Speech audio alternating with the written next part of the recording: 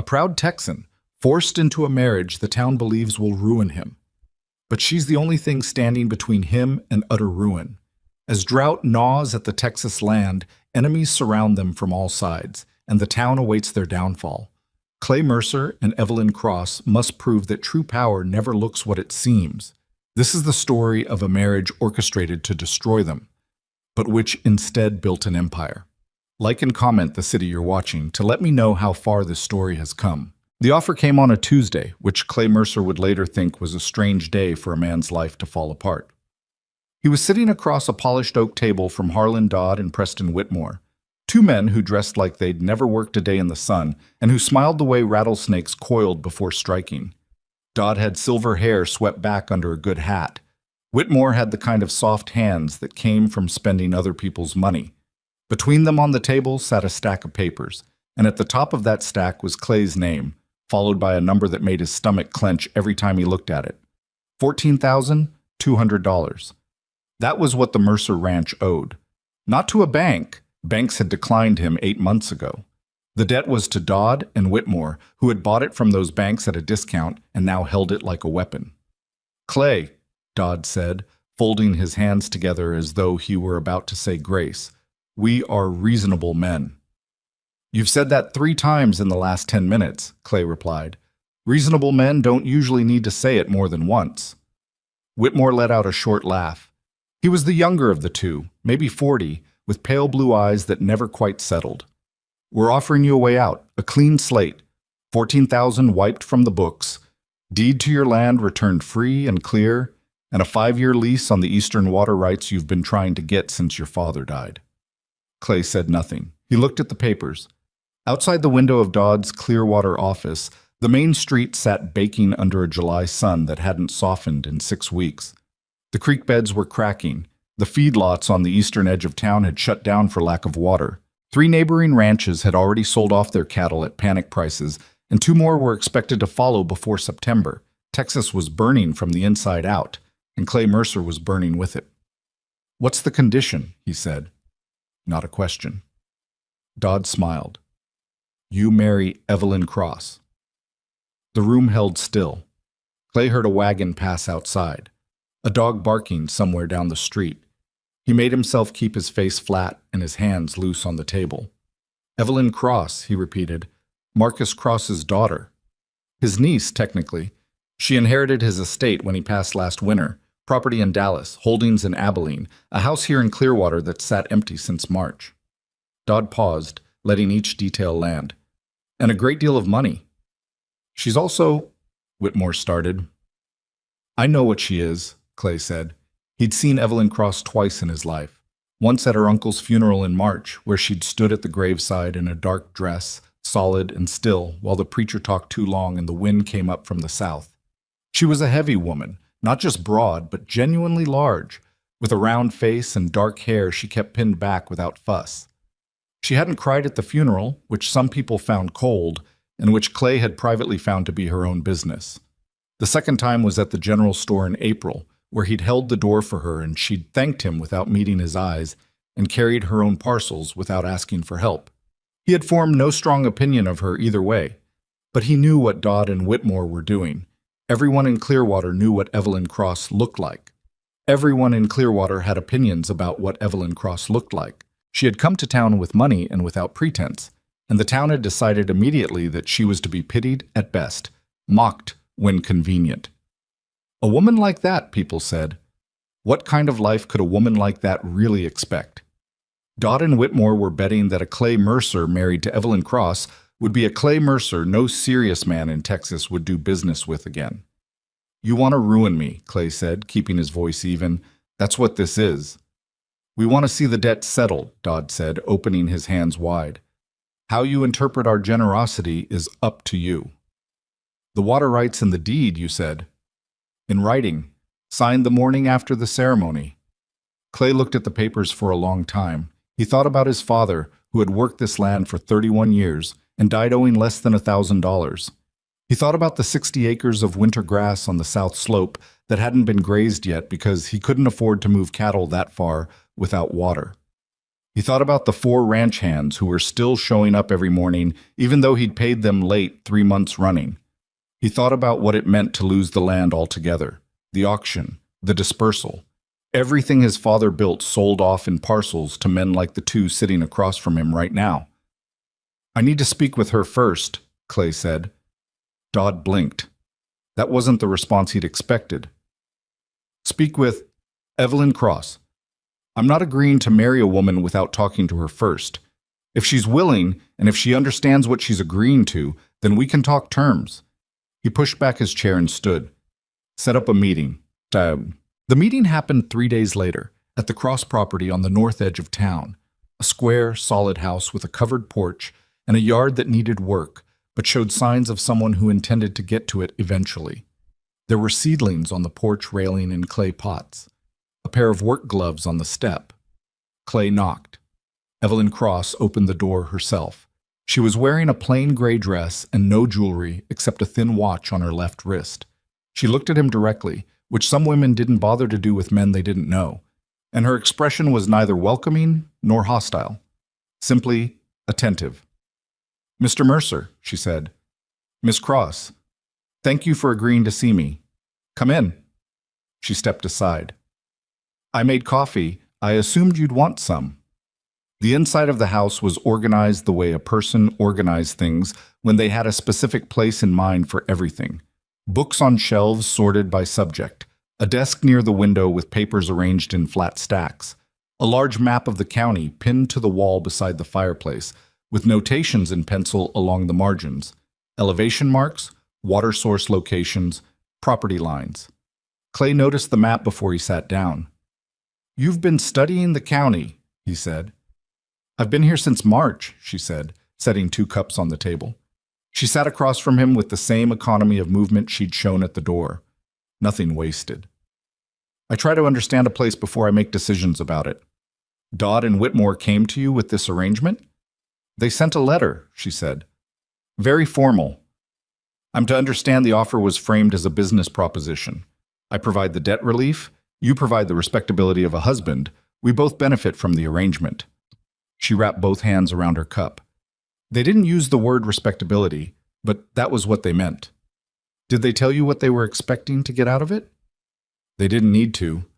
She looked at him levelly. "Mr. Mercer, I have spent my adult life in rooms where people assumed I was either desperate or stupid. I am neither. I know exactly what Harlan Dodd thinks is going to happen to your reputation if you marry a woman who looks like me.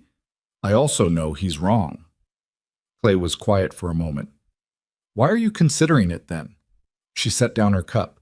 "Because I am 34 years old, I am new to this county, and I have more money than I know what to do with in one place. I have ideas about land and water and cattle that no one in Clearwater will take seriously from a woman on her own. And I have been watching the drought, and I believe the next 2 years are going to separate the ranchers who are paying attention from the ones who aren't." She paused. "I need someone who actually owns land and is willing to let me help manage it." "And you think I'd let you?" "I think you're a man who is out of options," she said without cruelty. "That makes you more likely to listen than most." It was the most honest thing anyone had said to Clay in 6 months. He almost laughed. "What would you need from me?" he asked. "A fair hearing on business decisions, credit for the ideas that work, and the understanding that if I am going to invest my inheritance in your land, I expect to be treated as a partner, not a decoration." "And personally?" She considered this. "Courtesy, privacy, and no pretending." She met his eyes. "I'm not asking for romance, Mr. Mercer. I am asking for honesty. If we cannot manage that between us, the rest of it doesn't matter." Clay drank his coffee. It was strong and slightly bitter and exactly what he needed. "I'll be honest with you right now, Miss Cross," he said. "I don't know whether your ideas will work. I don't know you well enough to know if you're as sharp as you seem, and I'm not entirely comfortable with any of this." "Good," she said. "Neither am I. That means we're both being realistic." He nodded slowly. "All right." Mats. The wedding took place on a Friday morning in early August with a county judge, 2 witnesses, and a ceremony that lasted 11 minutes. Evelyn wore a blue dress that fit her well and carried no flowers. Clay wore his cleanest shirt and felt like a man who had made a decision he didn't fully understand yet, which was not entirely different from how he'd felt on other significant occasions in his life. They signed the papers. Dodd and Whitmore signed the papers on their end the following morning, and by Saturday afternoon the deed to Mercer Ranch was returned, the water rights transferred, and the debt reduced to zero on paper. The town of Clearwater knew about it by Saturday evening. Clay would not have predicted the speed with which news traveled in a drought. People had little else to think about except the sky and each other, and the marriage of Clay Mercer to Evelyn Cross was the most remarkable thing to happen in 3 months. He heard it in fragments over the next few days, at the feed store, at the water trough outside the livery, carried back to him by his ranch hand Tomas, who had the particular gift of absorbing conversation without appearing to. "They're saying she bought you," Tomas told him one morning, not unkindly. He was Mexican-born, 26, and had worked the Mercer Ranch for 4 years without missing a day. He spoke the way he did everything, straight, without decoration. "That you sold yourself for the debt." "People aren't wrong about the structure of it," Clay said. "They're also saying other things. About her." Tomas looked at the horizon, the way a man did when he had something harder to say. "Not kind things." "I know." "And you're all right?" Clay thought about the map on the wall of the Cross house, the pencil notations, the 2 stacks of papers on the desk, neat and purposeful. "Ask me in 6 months," he said. Evelyn moved into the ranch house the following Monday, arriving with 2 trunks, a wooden crate of books, and her own set of cookware, which she said wasn't a commentary on Clay's kitchen, but a preference for particular pots she'd been using for years. She took the larger bedroom by prior agreement and hung the county map, an updated version, larger, with more notations, on the wall where the previous owner's gun rack had been. She spent the first 3 days walking the property. Not with Clay, not with Tomas, not with any of the hands. Alone, from early morning until late afternoon, with a leather notebook and her watch and boots that were already broken in. She walked the fence lines. She walked the dry creek bed that ran along the property's eastern edge. She walked the south slope with its ungrazed grass and the ridge above it, where the wind came down cold from the north in winter. She walked to the neighboring property lines and stood looking across at land that was already showing stress, thin cattle, overworked ground, the particular exhausted look of a ranch that had been managed the same way for too long. Clay watched her from a distance the first day and felt a complicated mixture of pride and unease that he couldn't quite separate. The second evening, she came in from the east fence, sat down at the kitchen table, and spread her notebook open without preamble. "Tell me about the Dunbar grazing lease." Clay sat across from her. "It expired in June. Dunbar wanted to renew, but I couldn't pay for it." "What's the price?" $40 a season. "And the acreage?" 260, northern section. Good grass, or it was before the drought. They've got a secondary well up there that feeds from the limestone shelf, usually reliable even in dry years. "Has it gone dry this summer?"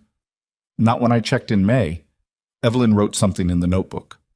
"I want to approach Dunbar about a different arrangement. Instead of a lease payment, we offer labor, one of our hands 2 days a week for maintenance and fence work in exchange for grazing access and shared water rights." Clay thought about it. Dunbar's old, getting older. His son moved to Houston, which means he has land and not enough help. She looked up. "It costs us less and gives him something he actually needs. That's a better negotiation." Clay was quiet for a moment. "That's not a bad idea?" "It's a very good idea," she said, without arrogance but without false modesty either. "I have several others." He found, somewhat to his surprise, that he believed her. The first Sunday after the wedding, Clay drove the wagon into Clearwater for supplies. He had told Evelyn he was going alone, and she had agreed without complaint, and he had not entirely examined why he'd suggested it. It was possible he was protecting her from whatever awaited them in town. It was possible he was protecting himself from watching that happen. He got as far as the main street before he understood it didn't matter. "Morning, Clay." The hardware store owner, Bill Pruitt, said it straight enough but couldn't hold the look in his eyes entirely level. "Settling in all right?" "Fine, Bill. I need rope and 2 hinges." Sure. Pruitt moved to the back shelf. "Heard about the wedding. Quite a thing." People tend to get married. It's not usually remarkable. Well, the circumstances. Pruitt set the rope on the counter. Dodd's not a man you want to owe things to. I understand that. A man does what he has to. I need a box of nails, too. Common. 6 penny. Pruitt got them. He seemed to want to say something else, but the look on Clay's face discouraged further observation, and the transaction was completed in relative silence. Outside, loading the wagon, Clay heard 2 women talking at the corner and caught the words clearly, though they didn't try to lower their voices particularly. She's enormous. Emma showed me from the upstairs window when they drove through. And then a sound that wasn't quite a laugh, and wasn't quite anything else. He finished loading the wagon and drove home. That evening, he told Evelyn what Pruitt had said, the parts worth telling, because he'd decided in the wagon on the way back that honesty required not editing the town's reaction into something softer than it was. Evelyn listened. She was working through a column of figures at the kitchen table. "Are you bothered by it?" she asked when he finished. "It bothers me that they said it," he said. "Whether it bothers me what they said is a different question." She looked up. "Does it?" He thought about this with the same careful honesty he tried to bring to other questions. "Not the way they intend it to," he said finally. "You look the way you look. I'm not troubled by that. I'm troubled by the fact that they think they can use it." "They can try," she said, and went back to her figures. It was, Clay thought later, the most confident thing he'd ever heard said in a quiet voice. The drought tightened through August. 2 more ranches in the county sold off cattle below cost. A family named Gerhardt, who had worked a small spread on the county's western edge for 15 years, put up a sale notice in August and were gone by September, loading a wagon before dawn one morning without saying goodbye to anyone. Their land sat empty afterward with a particular silence that Clay found hard to look at. Meanwhile, strange things began happening on Mercer Ranch. Not dramatic things. Not the kind of changes a man would necessarily notice unless he was paying close attention. Evelyn had walked every inch of the property and come back with a list, and the list became a series of small adjustments that individually seemed minor and collectively were beginning to shift how the whole operation functioned. She reorganized the cattle rotation, moving the main herd off the south slope 3 weeks earlier than Clay had planned, and letting that section rest while rotating through 2 smaller pastures with shorter intervals. "Overgrazing this late in the drought will kill the grassroot systems," she had explained, standing at the kitchen table with her map and a pencil. "We'll lose 3 years of recovery time. Shorter rotations on these sections preserve more biomass."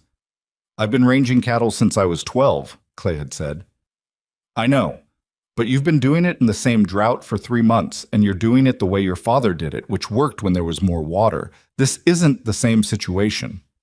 It had been a hard thing to hear. He'd been quiet for most of a day afterward, which Evelyn let him have without comment.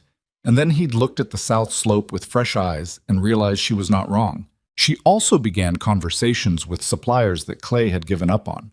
The feed merchant in Haskin, who had cut the Mercers off in July over an unpaid invoice, received a visit from Evelyn on a Wednesday morning while Clay was mending fence on the east side. She arrived, paid the invoice in full from her own account, negotiated a new credit arrangement with a written contract that protected both parties, and came home in the wagon at noon, having also secured a lower rate per ton for fall delivery, contingent on a minimum purchase amount that Evelyn had already calculated they could meet. "How did you get a lower rate?" Clay asked. He was trying not to sound too surprised. "I pointed out that they've lost 4 accounts this summer to drought closures, and that we intend to stay in business. A reliable customer in a drought is worth more than their face value." She hung up her coat. "He also appreciated that I paid the old invoice without arguing about it. It established good faith." Clay looked at her. "You knew I was going to ask how." "I know you find it strange when things work," she said, and there was something almost dry in her tone that might have been humor. He found himself almost smiling. He wasn't entirely sure what to do with that. Tomas was the first of the hands to adjust. The other 3, older men, longtime Mercer employees named Harris, Pete, and a quiet man called Grover, who no one had ever heard use more than 6 consecutive words, took longer, which Clay had expected. They were not men who distrusted women so much as men who distrusted change, and Evelyn represented both simultaneously. Tomas adjusted because Tomas was 26 and had been raised by a mother who ran her household's accounts, and a grandmother who had organized a water-sharing cooperative among 7 families during a dry summer when Tomas was 8.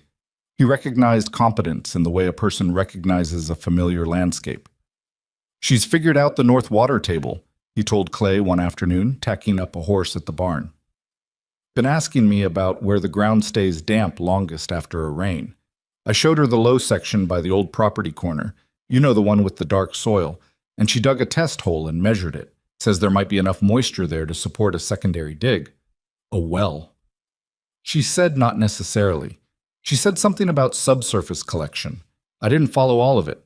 Tomas finished the tacking and turned around. "But she's right that it stays wetter longer there.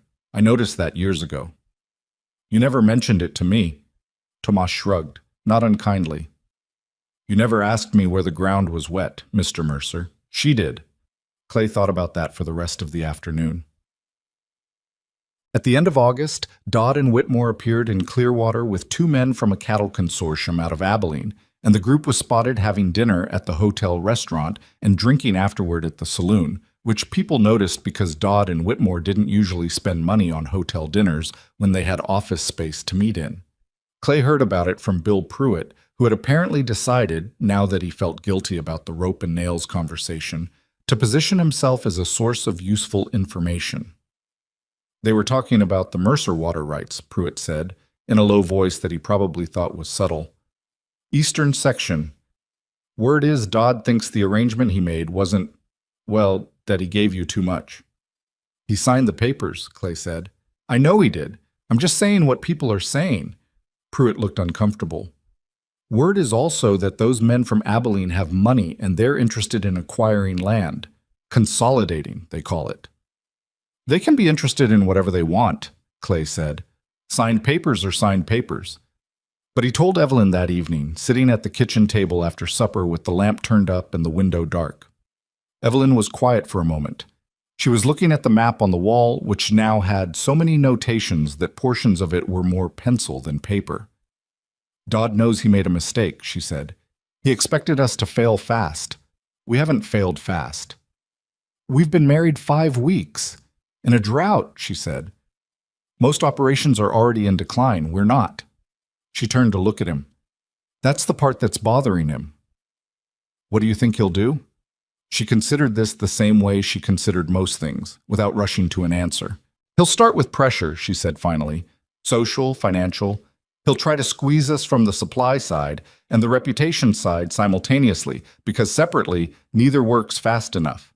He needs to make us look like a failure before we can prove otherwise. And if we start looking like we might actually succeed."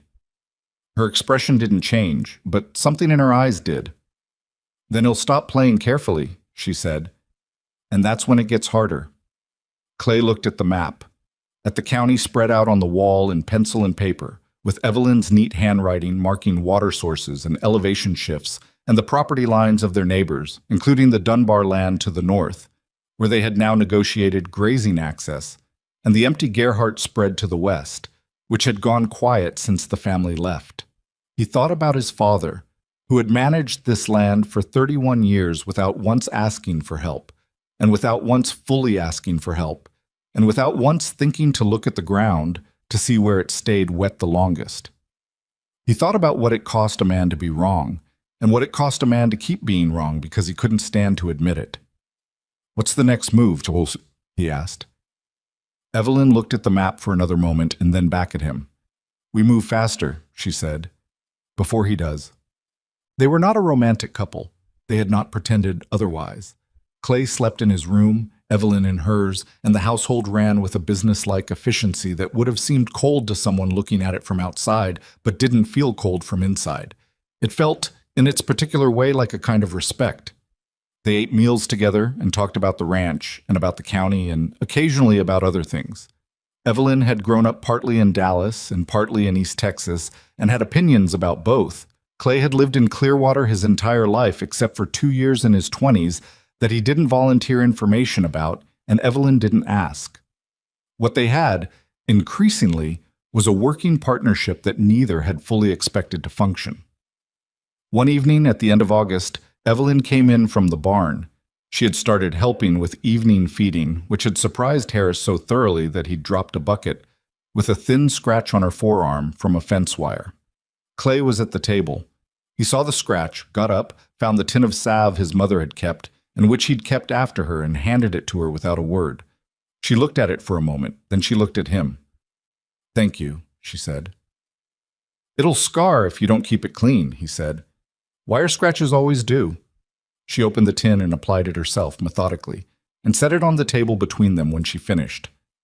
"Clay," she said, which was the first time she'd used his first name without prompting. He looked up. "I think we can do this," she said. "The ranch. I think we actually can."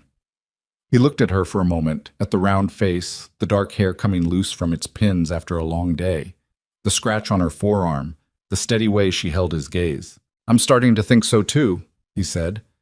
It was not a grand declaration. It was not a moment from a story. It was two people sitting at a kitchen table in a drought, with a map covered in pencil marks on the wall and enemies they hadn't dealt with yet, and a future that was anything but certain, agreeing, quietly, that they had something worth fighting for. Outside, the Texas sky held no rain. The earth was cracked and the creek beds were dry, and Harlan Dodd was somewhere in Clearwater making plans. But Mercer Ranch was still standing. For now, that was enough. September arrived without rain and without mercy, and Harlan Dodd moved exactly the way Evelyn had predicted, from two directions at once. The first sign came on a Monday morning when Tomas rode in from the north fence line with a look Clay had learned to read over 4 years of working together. Not panic, something quieter and more specific than panic. "East section," Tomas said, stepping down from the saddle. "Someone cut the wire." Clay was at the barn door. He didn't say anything for a moment. "How many breaks?" 4, maybe 5. Hard to tell until we walk the full line. "And 3 steers are out. I saw them grazing on the Dunbar side of the boundary." Clay pulled his hat on and went to get his horse. They spent most of that morning repairing wire and rounding up cattle that had wandered through the gaps overnight. The cuts were clean, not the frayed accidental break of old wire giving way, but deliberate, made with a tool, spaced at intervals that suggested someone who understood which breaks would cause the most movement. Clay looked at each cut and didn't say what he was thinking. When they got back in the early afternoon, Evelyn was standing on the porch with her notebook. "I need you to tell me if this is the first time this has happened," she said. "Wire breaks?" "Deliberate ones." He looked at her. "Yes." She wrote something down. "I want Tomas to start keeping a log. Date, location, what was damaged, what condition the break is in, every incident, no matter how small." "You think there will be more?" "I think we should be ready to show a pattern," she said. "If this goes anywhere legal, we'll need documentation that this was sustained and intentional, not a series of accidents." She paused. "Also, we need to check on the cattle in the south pasture before dark. I want to do a count." There were 7 missing from the south pasture when they counted. Not strayed. The fence on that section was intact. Cattle didn't disappear through solid fencing. Clay stood at the gate in the late afternoon light and felt a cold anger that had nothing dramatic about it. It was the kind of anger that settled low and didn't make noise. "How much are 7 steers worth right now?" he said. "At current prices, assuming they were mid-grade stock, somewhere between $240 and $280, Evelyn said beside him. She was looking at the pasture without expression. "Which they knew. They took enough to hurt, but not enough to be obviously catastrophic. A message, not a finishing blow." "Not yet." "Not yet," she agreed. "But the supply problems began the following week, and they arrived wrapped in polite language that was harder to argue with than outright refusal. The feed merchant in Haskin sent a letter, very formal, addressed to Clay, expressing regret that due to, and here the letter used a phrase that Evelyn read twice and then set down on the table with a particular flatness, current contractual obligations to larger accounts, the agreed fall delivery would need to be reduced by 60%. No explanation of which larger accounts. No offer of a renegotiation date. Clay read the letter and looked at Evelyn. "That's Dodd's money talking," she said. "He's bought priority with whoever's supplying Haskin. Can we go around it? Find another supplier? I already sent letters to 2 others in September. I got a response from Marlin last week declining without explanation. She paused, and Dodd was in Marlin the week before that letter came. The pattern was becoming clear in the way an unpleasant truth becomes clear, not all at once, but in accumulating pieces that you couldn't pretend not to see. Dodd was methodically tightening the supply chain around them, using money and relationships built over years to quietly signal to every merchant and vendor in the region that doing business with the Mercers carried a cost. It was elegant, in a vicious way. Nothing that could be proven. Nothing that left a signature. Just a slow tightening that was designed to look like bad luck. He's done this before, Clay said. Almost certainly. To who? Evelyn looked at him steadily. The Gerhardt family sold in August and were gone before sunrise. Before that, the Pell brothers sold in June. And there were 2 others in the past 3 years that I found in county records when I was going through Marcus's papers. Marcus kept notes about local land transfers. She let that sit for a moment. Dodd buys the debt, then manufactures the conditions that make repayment impossible. We're not the first. Clay sat with that. Outside the kitchen window, the September sky was the same dry blue it had been for weeks, hard and cloudless, with the particular brightness that beautiful weather gets when it's becoming a problem. What do we do about the feed? He said. I've been thinking about that. Evelyn opened her notebook. There's a cooperative out of Waco, smaller operation, not in Dodd's usual territory. Longer haul, costs more per ton on delivery, but they're not connected to his supplier network. If we order now and pay half up front, we can likely get October delivery. She looked up. It'll eat into the operating reserve. How much will we have left? Enough for 2 months if nothing else breaks. Less if we keep losing cattle. The silence that followed had weight. Do it, Clay said. Evelyn wrote the order that evening and sent it the next morning. She did not say that it might not work, and Clay did not say it either, because they were both the kind of people who understood that naming a risk too many times doesn't reduce it. It just makes the room smaller. The rumors started in early October, and they spread the way rumors spread in small towns that don't have enough water or conversation, fast, sideways, and with embellishment that outpaced the original. The version Clay heard first, relayed by Pruitt at the hardware store with genuine discomfort, was that the Mercer cattle had been showing disease symptoms and that Clay was trying to sell sick stock into the regional market.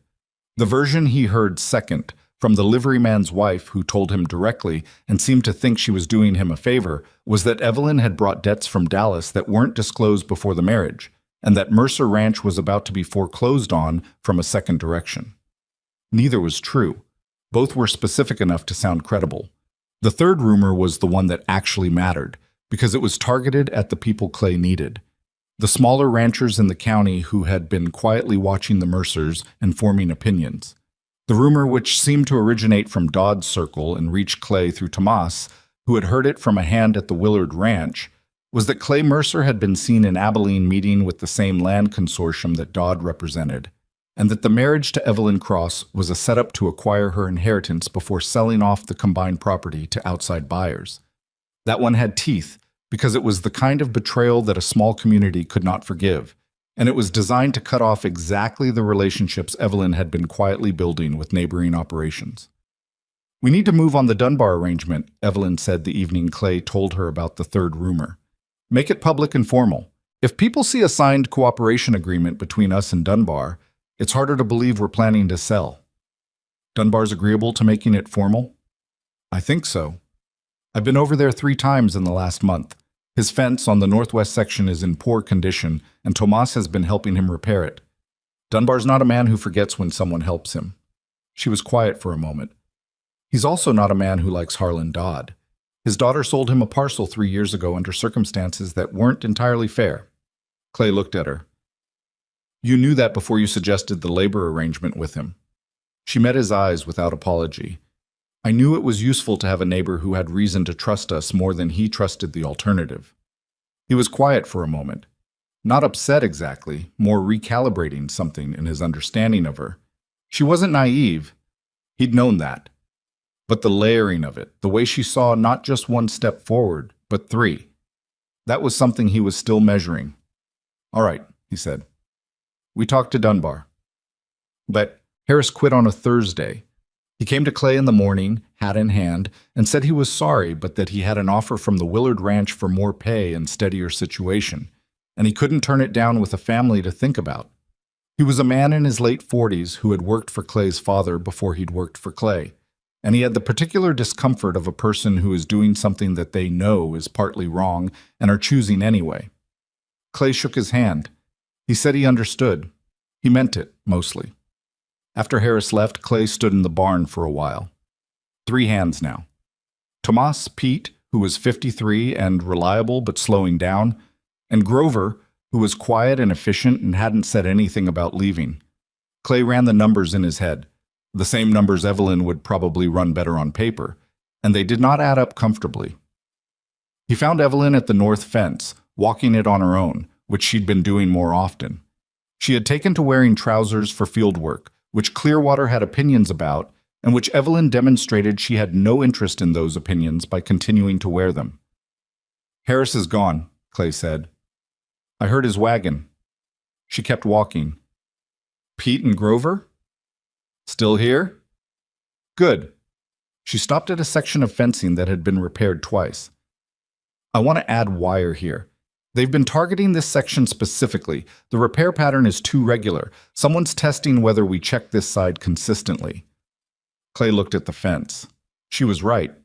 "You've been mapping the break locations. That's what the log is for." She turned to look at him.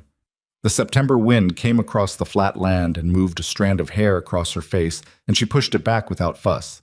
"Clay, I need to tell you something, and I need you to hear it without getting proud about it." He braced himself in the way a man braces when someone says that. "All right. We need to hire, not just replace Harris. We need 2 more hands at minimum if we're going to run the operation I'm planning for spring. And I know the reserve is thin." She held his gaze. "I want to use money from Marcus's estate, my money, to cover the payroll gap through winter. It's not a loan, it's an investment in a shared asset." The pride she'd warned him about moved through him exactly as expected. It was a real feeling, and he knew exactly what it was, and what it cost him to do the right thing about it. "I don't like it," he said. "I know. But you're right." The words came out flat and honest. "We can't run what needs running short 3 people." She nodded once, without ceremony. "I'll put out word in Clearwater tomorrow." "People in Clearwater might not want to work for us right now." "I'm not hiring from Clearwater," she said. "I'm hiring from the Tejano Quarter on the county's south edge. There are good workers there who don't get hired by ranches like Dodd's because Dodd's foreman doesn't think they should be." She said it without righteousness, just information. "They'll work hard because they need the work, and we'll pay fairly because that's how you build loyalty." Clay thought about Tomas, who had showed up every morning for 4 years without once being late. "You think this through before you say things," he said. "I think everything through before I say it," she said. "It's why I don't talk very much." They stood at the fence for a moment in the thin October light, with the dry land running out flat in every direction and the problems stacked up around them like freight, and Clay found, somewhat against expectation, that he was less afraid than he'd been in August. It was Grover who said it. Grover, who in 4 years of employment had communicated primarily through nods and direction of gaze, said it one evening at the end of October while he and Clay were putting tools away after a long fence repair day. "She's saving this place," Grover said without preamble. Clay looked over. Grover was hanging up a post hole digger with the same expression he brought to everything, which was not much. "Yeah," Clay said. "I'm staying," Grover added. Clay nodded. "Appreciate that." "Didn't say it for appreciation." Grover picked up his jacket. "Said it because it's true." He went out, and Clay stood in the barn alone for a moment, and outside the Texas sky was doing what it had been doing for months, holding its water, offering nothing, watching to see what the people below it were made of. Evelyn had proposed the gamble the previous evening. The full plan, the one she'd been building toward since August, since the county map and the pencil notations and the water table calculations. Clay had listened to all of it. He hadn't said yes yet. He wasn't ready. What she was describing was not a safe move. It was the opposite of safe. It was everything on one throw. And the part of him that had watched Harris drive away and counted feed invoices at 3 in the morning and repaired the same fence section 4 times in 6 weeks wanted badly to say no. But he also knew, with the clear and uncomfortable knowledge of a man who had spent 2 months watching someone be right, that Evelyn Cross had looked at the same broken, drought-pressed situation he'd been looking at for years, and she had seen something in it that he hadn't. He turned off the barn lamp and walked to the house. The kitchen light was on. Through the window he could see Evelyn at the table, the map spread in front of her, her pencil moving. He went inside. "Tell me the plan again," he said. She looked up. She didn't look triumphant. She looked like someone who understood exactly what they were asking. "From the beginning?" she said. "From the beginning. The plan was this. Drive the entire Mercer herd, 463 head, northeast across 230 miles of open country to the railhead at Caldwell Junction, where a regional cattle shortage had pushed prices to nearly 3 times what the local market was offering. Evelyn had found the price information in a trade bulletin that Marcus Cross had subscribed to and that kept arriving at the house addressed to a dead man. She had been reading it for months. The Caldwell Junction figure had appeared in the September issue, and she had circled it in pencil and said nothing for 2 days while she checked the route against the county survey maps and the elevation data she'd been collecting since August. 230 miles, Clay had said when she laid it out on the kitchen table. In November. The first 100 are the worst. After that, the terrain opens up. We'd need to move fast. 6, 7 weeks. 6 if we push. 7 if conditions force us slower. She put her finger on the map, tracing the route northeast through broken country that the main cattle trails had never bothered with because it was hard and waterless, and nobody had ever seen a reason to cross it if you didn't have to. There are 2 reliable water sources in the first section. After that, it gets complicated. Complicated, Clay had repeated. There's a 3rd source, a stock pond near the Reeves property line that may or may not hold water at this point in the season. And after that, the next confirmed water is 40 miles out. 40 miles without water kills cattle. It kills cattle if you don't find an alternative. She looked at him steadily. I've been going through survey maps from the territorial period. There's a canyon system in the middle section, here, that the original surveys mention as having a spring source. It's not on any current map because nobody's been through that terrain with cattle in 30 years. Because it's impassable with cattle. Because people assumed it was. She held his gaze. That's not the same thing. He had asked her 3 more questions that evening, hard practical questions about water weight and daily mileage and what happened to cattle condition over that kind of distance in that kind of terrain, and she had answered all of them from the notebook without hesitation. And then he had gone to bed and lain awake for 2 hours, and in the morning he had said yes. That had been 3 weeks ago. Now it was the 1st of November, and they were moving. The herd went out at dawn on a Tuesday, which felt appropriate to Clay in a grim sort of way. Tuesday being the day things fell apart, and this being the kind of decision that might fall apart spectacularly. He rode point with Tomas while Evelyn drove the supply wagon at the rear with the 2 new hands she'd hired from the South Quarter, brothers named Reyes and Delgado, who were steady and quiet and had come with their own horses and their own gear and asked for nothing beyond fair wages and to be treated without contempt, which Evelyn had agreed to without making a ceremony of it. Grover and Pete held the flanks. 5 people, 463 cattle, 230 miles of country that had no particular interest in their survival. The first day went reasonably. The cattle were fresh and moved without trouble across the flat eastern section of the county, and by afternoon they had covered 14 miles, which was good. Clay watched the herd move and tried to feel encouraged by it, and mostly managed. The second day they lost a steer to a broken leg in a dry wash. The animal went down in loose rock, and the leg snapped clean, and there was nothing to do but what they did. Reyes handled it without being asked, quickly and without waste, and they moved on. By the 4th day, Clay's back hurt in the specific way that riding long days produced, and his water consumption was outpacing what he'd planned, which he noted without sharing. The cattle were showing the first signs of thirst irritability, the low, constant moving, the refusal to settle at night, and the first reliable water source was still 6 miles out. They'll make it, Evelyn said, riding up beside him at midday. She was on the smaller of the 2 horses she'd brought, a gray mare named Frances who had turned out to be more capable than she looked, which Clay had privately noted. "I know they'll make it to the water," he said. "It's what comes after." "One problem at a time," she said. "That's easy to say from a wagon." She looked at him. "I've been out of the wagon since 6 this morning." He had nothing to say to that, because it was true. She had ridden out to help Delgado with a cluster of cattle breaking left on the eastern flank before Clay had even finished his coffee, and she had been in the saddle since. He was tired and his back hurt, and he was taking it out sideways on a woman who didn't deserve it. "Sorry," he said. She accepted it with a nod and rode back toward the flank, and Clay watched her go and thought that an apology from him was becoming less remarkable to her over time, which he decided was probably a good sign. The stock pond near the Reeves property line held water. Not much. A third of its usual depth, brown and slow, but enough. The cattle drank for 2 hours while the crew rested and ate, and no one said much. Pete fell asleep against a wheel of the supply wagon. Grover sharpened a knife. Tomas sat with his boots off and his feet on the dry ground and looked at the sky the way a man did when he was calculating something he didn't want to calculate. "How far to the next one?" Reyes asked.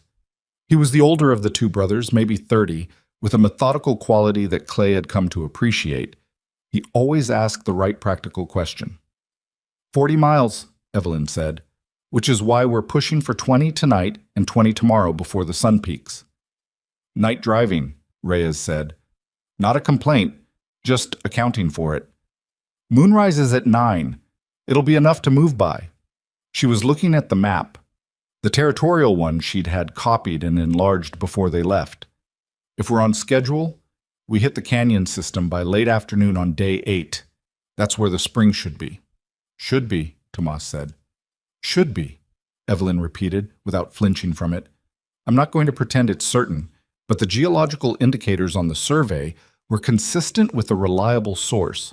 The formation type, the depth markings, the fact that the surveyor noted it as an outflow rather than standing water. Outflow means it's fed from somewhere. And if it's dry, Tomas said, then we move to the contingency.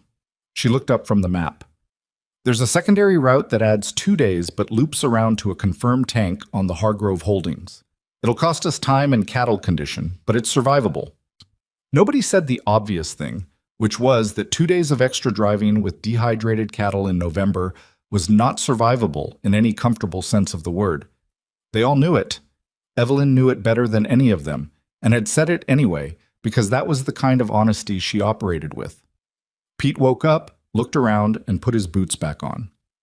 Well, he said, to no one in particular, better get moving. What? Day 7 was when it went wrong. They were 12 miles from the canyon when Tomas came back from the front at a hard ride and pulled up beside Clay with an expression Clay hadn't seen on him before. Not panic, but something adjacent to it, held down by will. The water ahead, Tomas said. The tank we were planning to stop at tonight, the one marked on the territorial map.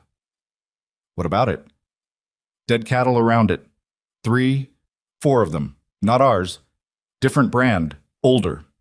He paused. The water smells wrong. Clay felt the cold thing move through him that wasn't quite fear and wasn't quite anger. The specific sensation of something being worse than you'd planned for. How wrong? He said. Wrong enough that I didn't let the lead cattle near it. They rode forward together. The tank was a shallow depression fed by a pipe from an underground cistern, the kind of installation that had been built on this route decades ago for exactly the kind of drive they were on. The 4 dead cattle around it were trail-thin and stiff, dead at least 2 days. The water had a faint sulfurous quality underneath something sharper, not natural, not a mineral problem. Somebody put something in it, Clay said. Tomas said nothing, which was agreement.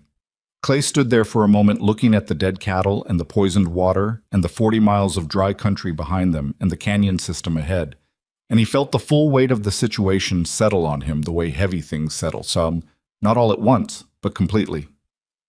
He went back to where Evelyn had the supply wagon stopped. She had already climbed down and was walking toward the tank. He waited. She stood at the edge for a long time, looked at the dead cattle, looked at the water, bent down and smelled it without touching it, straightened up. Copper sulfate, she said. High concentration. Mixed with something else, maybe. I can't tell exactly. She turned to look at him. Someone knew we were coming this way. Dodd. Or someone who works for him. It doesn't matter which right now. She looked at the crew, who had gathered at a distance. The cattle were milling behind them, uneasy with the smell, beginning to push against the flank riders. What matters is we have thirsty cattle, no water source for at least another 15 miles on the main route, and about 4 hours of good light. Clay looked at her. He could see it in her face. Not despair, but the particular tightness of a person who has reached a moment they prepared for and are now finding out whether the preparation was enough. The canyon, he said. The canyon, she said. Tonight. Evelyn, if that spring is dry, I know. She looked at him directly. I know what it means. But the alternative is standing here and watching them die slowly or turning back and losing everything we've spent 3 months building. She held his gaze and didn't offer him false comfort. The canyon gives us a chance. Standing here gives us nothing. He looked at the crew. Tomas, who was watching him with the same steady patience he brought to everything. Reyes and Delgado, who had signed on for this and were still here. Grover, expressionless. Pete, who was old enough that he could have retired twice over and had chosen not to. All right, Clay said. Tell me exactly where we're going. What followed was the hardest 6 hours of Clay's life, and he had not had an easy life. Evelyn navigated from horseback with the survey map folded across her saddle, calling directions to Tomas, who relayed them down the line. The canyon system opened from the south through a narrow defile that the map showed, but that looked, from ground level, like solid rock face until you were almost on top of it, a crack in the limestone that widened gradually into a passage wide enough for cattle to move through single file if you pushed. Moving 463 head of stressed, thirsty cattle through a narrow rock canyon in fading light was not something that had a good version. It had a survivable version and several catastrophic ones, and which version you got depended on the front of the herd and the behavior of the point cattle and the question of whether the passage widened fast enough or whether it tightened into a dead end that would cause a reversal and a crush. It widened. Not easily. Not without 2 near stampedes that Reyes and Tomas managed by getting in front of the leads and holding them by main force and sheer nerve, but the canyon opened into a broader floor a mile in, and then 2 miles in it opened further, and the limestone walls fell back and the floor became sand and gravel.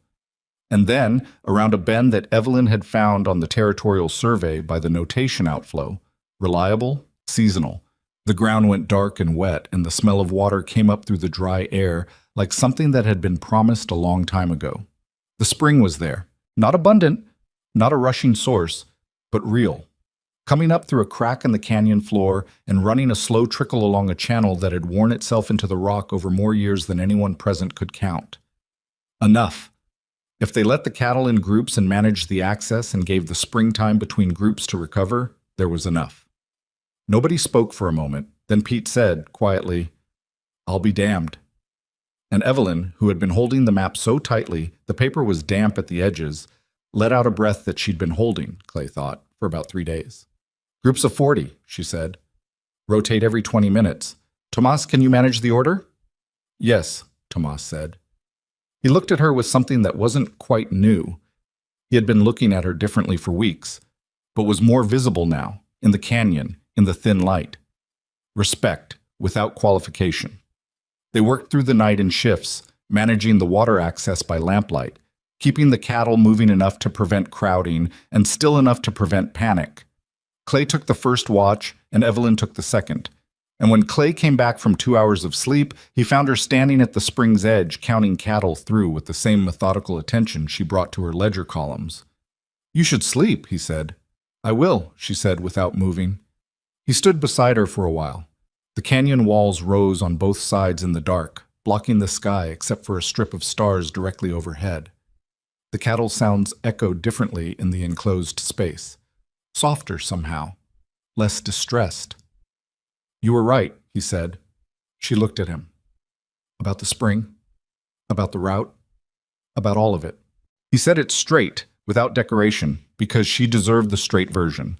I've been running this ranch my whole life, and you've been here 4 months, and you found what I couldn't find, and you were right." Evelyn was quiet for a moment.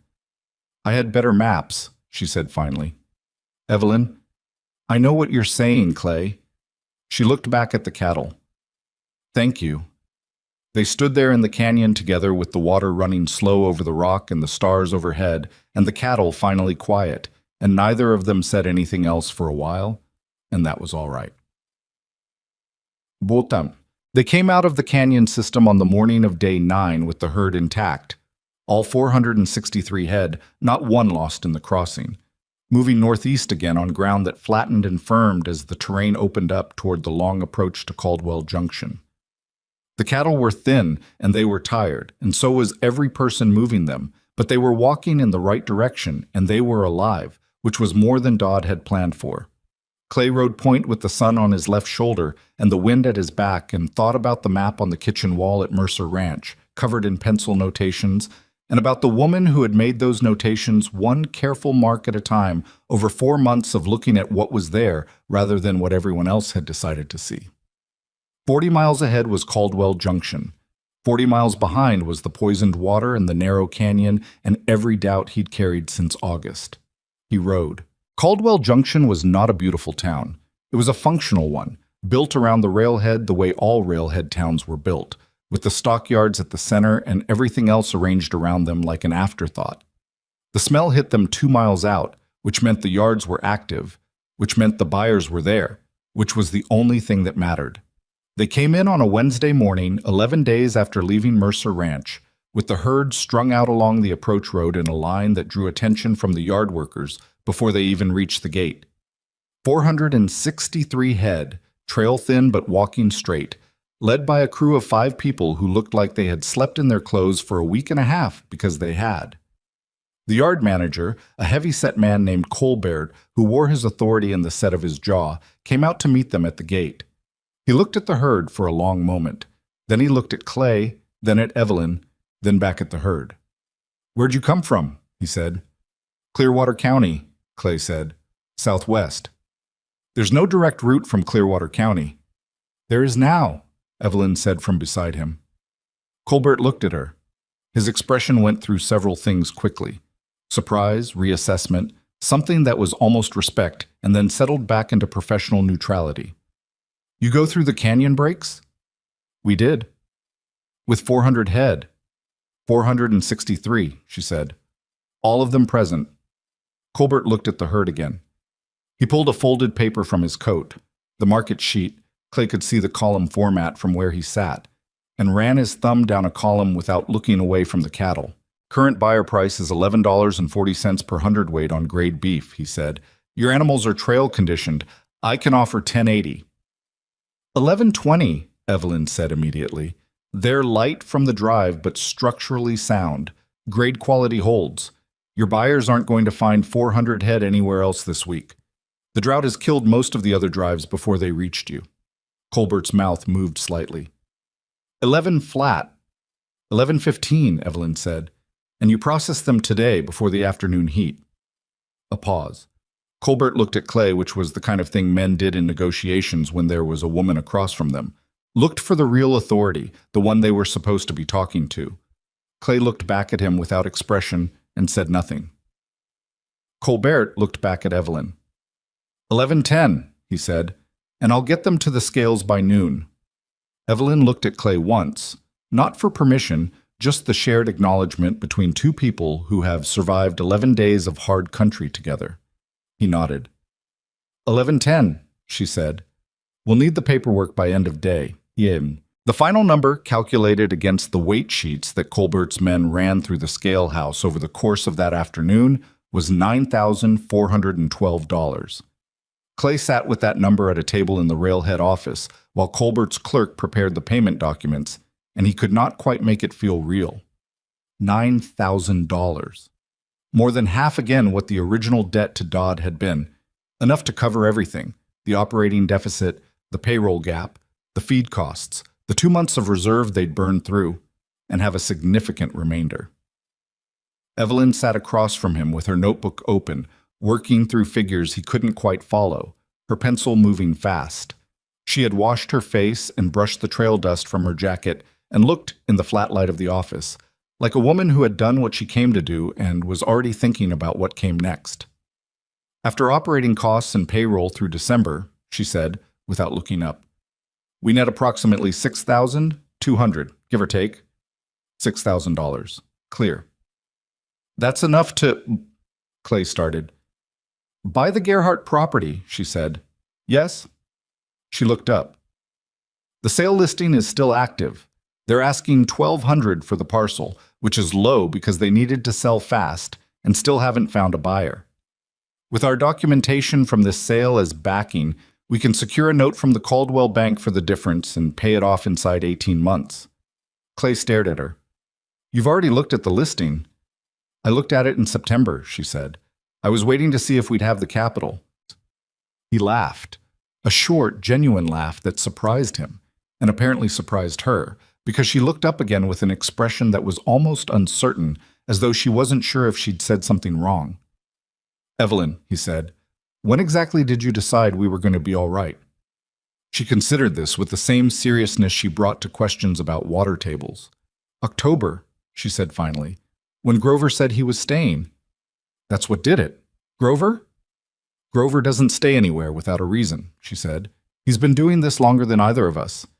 If he thought it was hopeless, he would have left.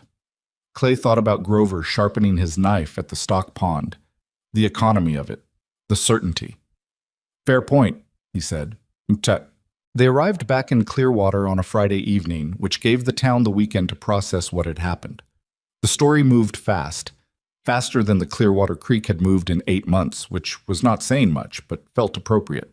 Colbert at Caldwell Junction talked, because yard managers always talked, and the news traveled south along the cattle corridors, the way news with money attached always traveled, with speed and embellishment, and a detail or two that got sharper with each retelling. By Saturday morning, most of Clearwater knew that the Mercers had come in from the southwest with a full herd through terrain nobody used and sold at a price nobody else was getting, while the competing ranches were still 3 days out with cattle that had been on dry range for 2 months. By Saturday afternoon, the competing ranches had arrived. Clay was in the barn when Tomas came in and said, quietly, that 4 wagons from the Dodd-connected operations had rolled into the Caldwell yards that morning with cattle in visibly poor condition and had been offered $8 per hundredweight, more than $3 below what the Mercers had negotiated, because the market had begun to clear on Wednesday and the premium stock prices had gone with it. How bad? Clay asked. Willard Ranch brought in about 200 head, Tomas said. The buyer at Caldwell told Reyes's cousin they were turned away from the premium pen entirely. Condition grade. They'll sell, but at whatever the buyer decides to offer. He paused. Whitmore's personal herd, the one he runs through that holding company, came in on Thursday. 60 head, half of them dehydrated. The yard manager put them in the recover pen. Clay didn't say anything for a moment. He was not a man who celebrated other people's misfortune, or tried not to be. But there was something that moved through him that he recognized as justice, not the satisfying, clean version that stories told about, but the real kind, which was imperfect and partial and still better than nothing.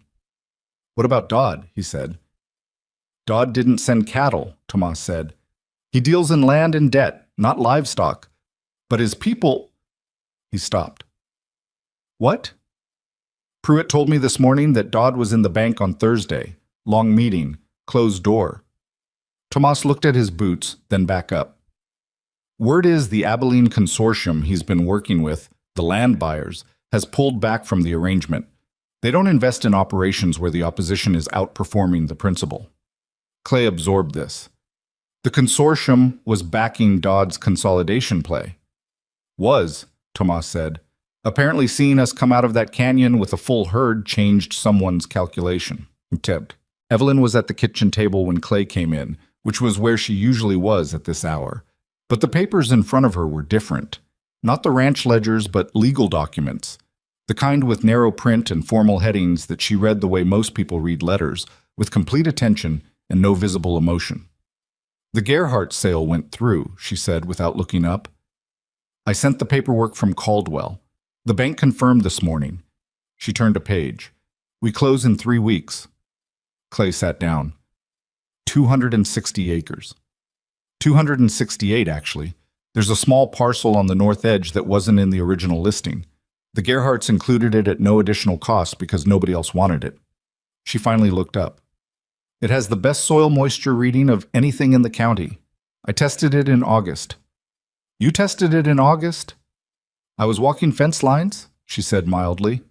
I was already out there. Clay looked at his wife across the kitchen table. She had a smear of ink on her left hand from the documents, and her hair was coming loose again, which it always did by evening, and she was looking at him with the same direct, undefended gaze she'd had the first day he'd sat across from her in the house with the pots on the porch railing. He had agreed to this marriage because he had no options. He understood now, sitting here, that he'd been wrong about that.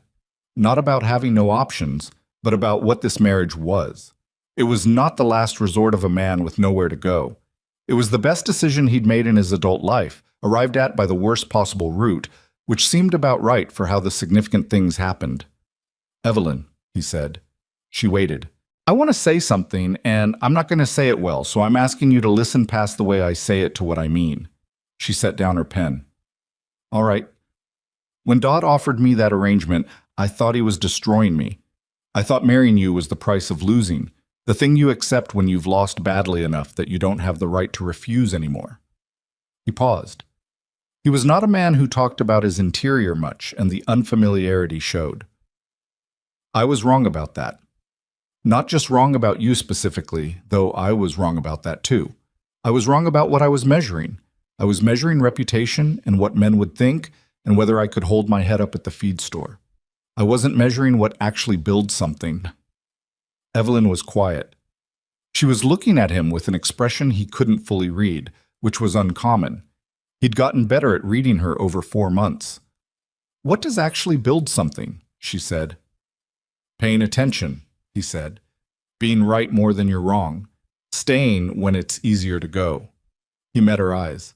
You knew where the water was. I didn't know enough to look. She looked down at the table for a moment. When she looked back up, her expression had shifted to something more open, less guarded. The face of someone who had been waiting a long time to be seen accurately and was finding the experience harder to sit with than they'd expected.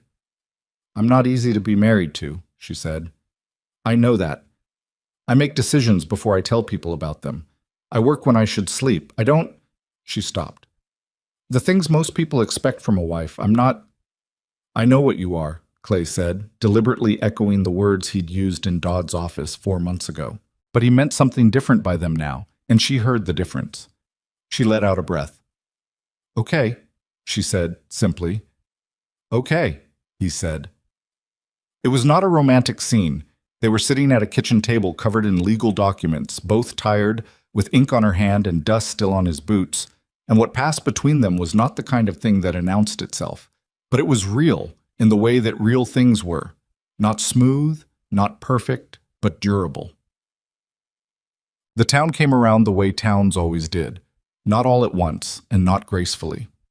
Pruitt was first, arriving at the ranch on a Monday with a crate of fence staples and the manner of a man performing an act of partial contrition.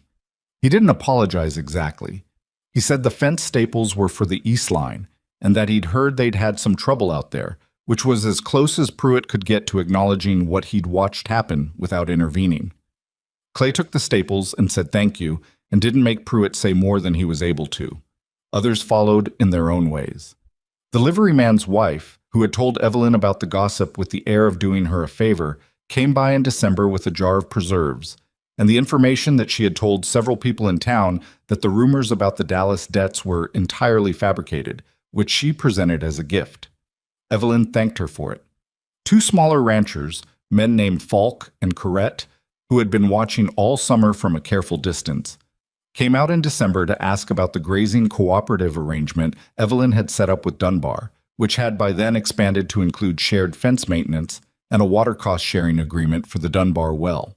Both men had lost cattle over the summer and were looking at their finances with the particular expression of people who had been wrong about something and were considering the cost of staying wrong. Evelyn met with them at the kitchen table. Clay sat off to one side and listened to her explain the cooperative terms, the shared costs, the agreed rotations, the documentation requirements. with the same flat clarity she'd used in Dodd's office in August. No performance, no attempt to make them feel better about coming late. The water sharing covers what acreage? Falk asked. He was a big, slow-talking man who had worked his land for 20 years and distrusted paperwork on principle. Your eastern section and Corret's north quarter would both fall inside the arrangement, Evelyn said. Shared usage fee, fixed per season, adjusted annually based on rainfall index. And you control the index? Falk said. The county survey office publishes it, Evelyn said. Nobody controls it. That's why it's useful. Falk looked at Corret. Corret shrugged, which for Corret appeared to be the equivalent of an enthusiastic endorsement. All right, Falk said. We'll sign. Clay walked them out afterward, and Falk, at his wagon, paused and looked at Clay with the expression of a man working through something awkward. She's not what I expected, he said. No, Clay said. She's not. Falk nodded, got in his wagon, and drove away. And Clay stood in the yard in the December cold and thought that not what I expected was probably the closest Falk would ever come to an apology, and that it was also probably enough. Tamet. Dodd left Clearwater in January. Not dramatically. No visible collapse, no public failure. 1 week he was in his office on the main street, and the next, his sign was down, and the word was that he'd relocated to Abilene to pursue other interests, which was the language people used for retreat when they didn't want to call it that. Whitmore stayed on in a reduced capacity, handling a few remaining accounts, working out of the hotel rather than an office, but the consolidated land operation that had been their primary play in Clearwater County was finished. The Abilene Consortium had withdrawn completely by December, which Tomas had heard from Reyes, who had heard it from someone at the Caldwell Yards. The official reason was a change in regional investment priorities. The real reason, which required no source to confirm, was that a consolidation strategy built on eliminating competition only worked when the competition could be eliminated. Clay heard about Dodd's departure from Pruitt, who delivered it with a studied neutrality that didn't quite conceal his satisfaction. Quiet departure, Pruitt said. Early morning. Didn't tell many people he was going. Sounds about right, Clay said. You going to say anything about what he did? The poisoned water tank, the fence cutting? Clay thought about the log Evelyn had kept since September. Every incident, dated and described and signed by the crew member who witnessed it. 47 entries. A pattern that was unambiguous on paper, built by 2 months of careful documentation by a woman who had understood from the beginning that what you could prove mattered more than what you knew. We have documentation, Clay said. If anything comes up legally, we're covered. But going after a man who's already gone costs money and time, and we have better uses for both right now. Pruitt nodded slowly. That's a measured position. It's Evelyn's position, Clay said. I thought about going after him. She talked me out of it. He picked up his supplies. She's usually right. Pruitt watched him go with the expression of a man updating his understanding of something he thought he'd already figured out. Outside in the January cold, Clay loaded the wagon and drove home to a ranch that was, for the first time in 4 years, entirely his, deeded, unencumbered, expanding, and to a woman at the kitchen table who was already on to the next problem, which was how it always was with her, and which he had stopped wanting to be otherwise. The rain came back in February. Not all at once. Texas didn't work that way, and anyone who had lived there long enough had stopped expecting it to. It came in pieces, 3 days of slow, steady rain in the second week of the month that soaked into the cracked ground without running off, which was the sign that the earth was genuinely drinking rather than deflecting. The creek bed on the eastern edge of Mercer Ranch began to show water by the third day, just a thin, dark line moving through the sand, but moving. Clay stood at the kitchen window and watched it rain and felt something release in his chest that had been tight since July. Behind him, Evelyn was at the table. She had a new map now. The county map had been replaced twice since August, each version larger and more detailed than the last, the margins dense with notations in her particular small handwriting. The current one covered most of the wall beside the fireplace and included not just Mercer land, but the Gerhardt parcel, the Dunbar grazing sections, and the eastern corridor they'd established as a shared route with Falk and Corret's operations.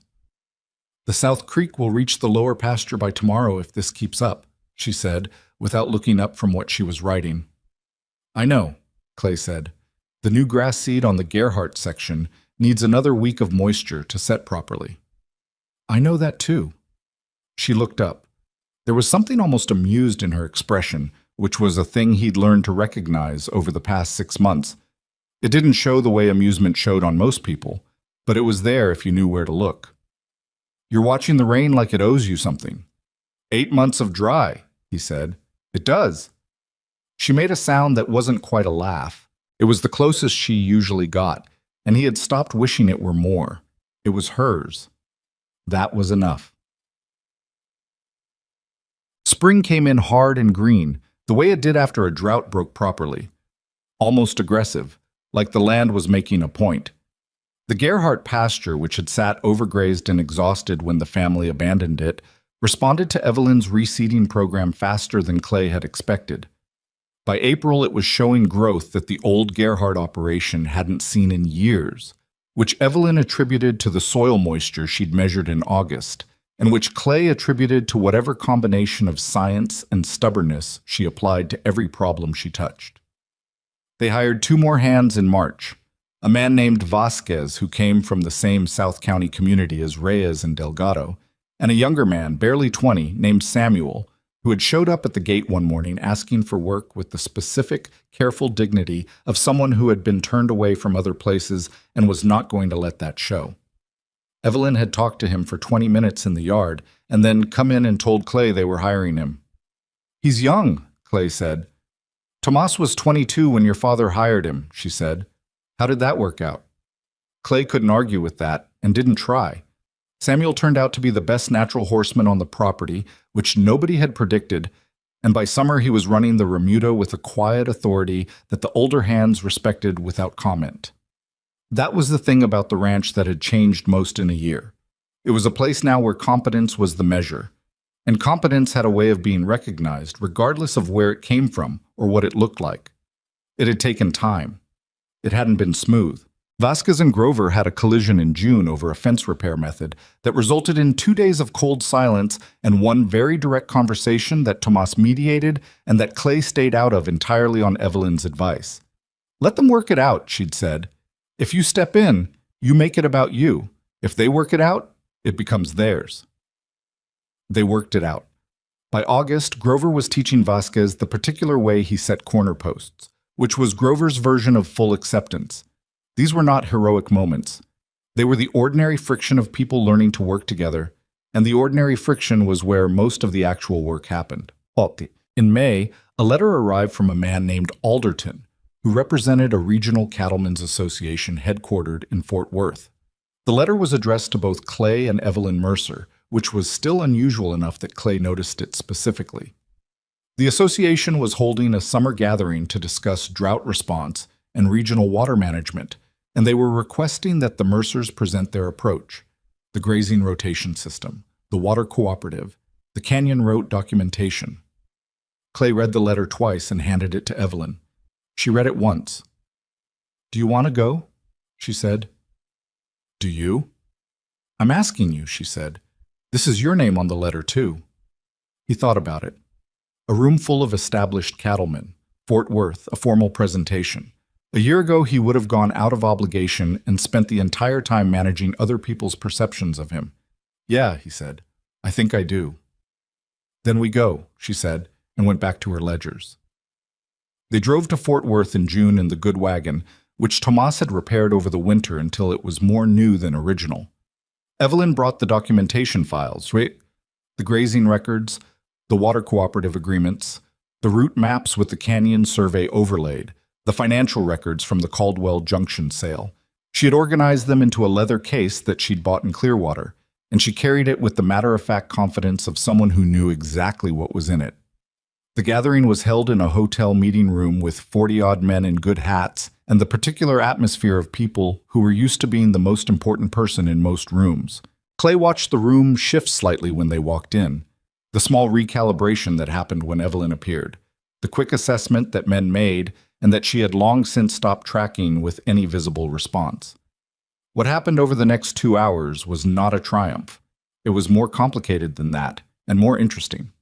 Evelyn presented the water cooperative structure first, walking through the cost-sharing model and the rainfall index adjustment with the same directness she used at the kitchen table. Two men interrupted with questions that were more challenges than questions, the kind designed to expose a gap or establish dominance. And she answered both without raising her voice or losing her place, and the second man ended the exchange looking at his own notes rather than at her. An older rancher named Beaumont, who had the bearing of someone whose opinion the room generally waited for, asked about the canyon route. Evelyn unrolled the survey map on the table and walked him through it, and Beaumont looked at the territorial survey overlay and said, quietly, "Nobody's been through that break with cattle in 30 years. "We went through it with 463, Evelyn said. "Lost none." Beaumont looked at Clay. "Your wife planned the drive." "She planned everything," Clay said. "I moved cattle." It was the most honest summary he could give, and Beaumont seemed to understand that. He looked at Evelyn again with the reassessment that real attention produced, not the quick dismissal, but the slower, more uncomfortable recognition that what he'd assumed and what was true were different. "The spring in the canyon system," Beaumont said. "Is it reliable?" "Reliable enough for emergency use," Evelyn said. "We're working on documenting the flow rate seasonally. I expect to have 2 years of data by next spring, which would allow predictive modeling for drought years." "You're already planning to go back." "We're already going back," she said. "We went through in March to map the water table more precisely. Tomas and Reyes handled the survey equipment." Beaumont was quiet for a moment. He had the expression of a man doing arithmetic about time. How long something had taken, what had been accomplished in that time, what it implied. "How long have you been in Clearwater County?" he said. 10 months, Evelyn said. The room was quiet in a way that meant people were processing something they hadn't expected to process. Beaumont nodded once, the kind of nod that closed a calculation. "We should talk more at dinner," he said. "Both of you." They drove home from Fort Worth on a Sunday, in a heat that was already building toward what looked like a real summer rather than a drought. The land along the road had recovered enough to show green in the low places, and the cattle they passed in other people's fields looked better than they'd looked a year ago. Evelyn had her notebook open on her knee and was writing. "You didn't sleep last night," Clay said. "I was thinking." "About what Beaumont said." "About what Beaumont didn't say," she corrected. She looked up from the notebook. "He's going to bring the water cooperative model to the state association. He said we should talk, but what he meant was that he wants to understand the structure well enough to present it somewhere larger." "Is that a problem?" She considered this. "No, it means the idea spreads further than we can take it ourselves. That's better." She paused. "I want credit for it, though. Not personally. I mean, structurally. The documentation should be attributed to Mercer Ranch so that the origin is clear. So people know where it came from. So people know where to come when they have questions," she said. "Which is different." Clay looked at the road ahead. The wagon moved at its own pace, the horses knowing their way home at this point without much direction. "You're already thinking about what comes after the cooperative." "I'm always thinking about what comes after," she said. "That's not ambition. It's just how I work." He knew that about her now. The way her mind moved forward while other people were still catching up to the present. It had frustrated him sometimes in the early months, the sense of being one step behind a person who had already accounted for where you'd be next. He'd gotten used to it the way you got used to working with a partner who was faster at certain things and slower at others, and whose speed in one area meant you had to hold your own in different ones. He was better at the animals, at the physical work of moving cattle and reading land, at the particular human management of men like Grover and Pete, who communicated in ways that required patience and a specific kind of attention. Evelyn was better at numbers and systems and the long view. They had divided the work not by agreement, but by natural gravity, each moving toward what they were built for, and the combination had turned out to be more than either of them would have been alone. That was not a romantic idea. It was a practical one. But the practical version had its own weight, its own truth, and Clay had learned not to undervalue things, because they were useful. What? In August, 1 year after the marriage that Clearwater had watched with the anticipation of people expecting a disaster, Mercer Ranch ran 1,200 head across 4 properties and employed 9 people at wages that were higher than the county average. Because Evelyn had run the calculation in January and determined that higher wages produced lower turnover, and lower turnover produced higher efficiency, and higher efficiency outperformed the savings from underpaying people inside of 2 years. Pete retired in August, formally, which was something Clay hadn't expected because Pete had never mentioned retirement as a concept. He showed up one morning and said he was 61 and his knees were done, and he was going to his daughter's family in San Antonio, and he wanted to say that this had been a good place to work this last year, better than it had been, and that he was glad he'd stayed. Clay shook his hand. Evelyn came out from the house and shook his hand too, and Pete held her hand a moment longer than a formal handshake required and said, "You're a hard woman to understand, Mrs. Mercer, but you're a fair one. That matters more." Then he got in the wagon his daughter's husband had sent for him and drove south. The space Pete left was absorbed the way the ranch absorbed most things now, not without difficulty, but without crisis. Samuel took on more responsibility. Tomas, who was 27 and had been doing the work of a foreman for a year without the title, got the title in September, and a wage adjustment that Evelyn had already budgeted for without telling Clay, which he found out when he looked at the September ledger. "You planned that before I agreed to it," he said. "I knew you'd agree," she said. "That's not the same thing." "You're right," she said, in a tone that acknowledged the point without retreating from the decision. "I'll tell you in advance next time." "Will you?" She considered this with the particular honesty she brought to questions about her own habits. "Probably not," she said, "but I'll try." It was the truest thing she could have said, and they both knew it, and Clay laughed again. The same surprised laugh he'd produced in the Caldwell Junction office, the one that seemed to come from somewhere he hadn't known was available. Right. There was a moment in October, 2 years after a Tuesday in Harlan Dodd's office, when a desperate man had accepted terms he didn't understand yet, that Clay thought was probably the closest thing to a clear picture of what they'd built. He was riding the south fence line in the late afternoon, checking the new wire that Samuel and Vasquez had run in September. The light was coming in low and flat from the west, the kind of October light that turned the dry grass gold and made the land look the way it probably looked to someone seeing it for the first time. He could see the ranch house from the ridge, the original structure plus the addition they'd put on the east side in spring, which gave Evelyn the office space she'd been working out of the bedroom corner since August.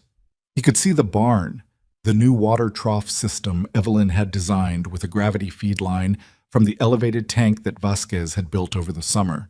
He could see the cattle on the Gerhardt pasture, which was producing at twice the rate it had under the original owners. He could see the thin line of the Eastern Creek, which had been running since February. It was not perfect. The addition on the house had a window that didn't hang quite level, because the carpenter from Clearwater had measured twice and still cut wrong, and they'd decided to live with it. The gravity feed system had a slow leak at the second junction that Vasquez had repaired 3 times and would probably repair again. There were still people in Clearwater who had not updated their opinions about Evelyn, though there were fewer of them, and the ones who remained had gotten quieter because quiet was less comfortable than it used to be. Dodd was in Abilene. Whitmore was somewhere. The land they had been trying to consolidate was now part of a cooperative arrangement that worked in the opposite direction from what they'd intended, shared rather than controlled, strengthening the small operations instead of eliminating them. None of this had happened the way Clay would have predicted. Not the marriage, not the drought, not the canyon, not Evelyn herself.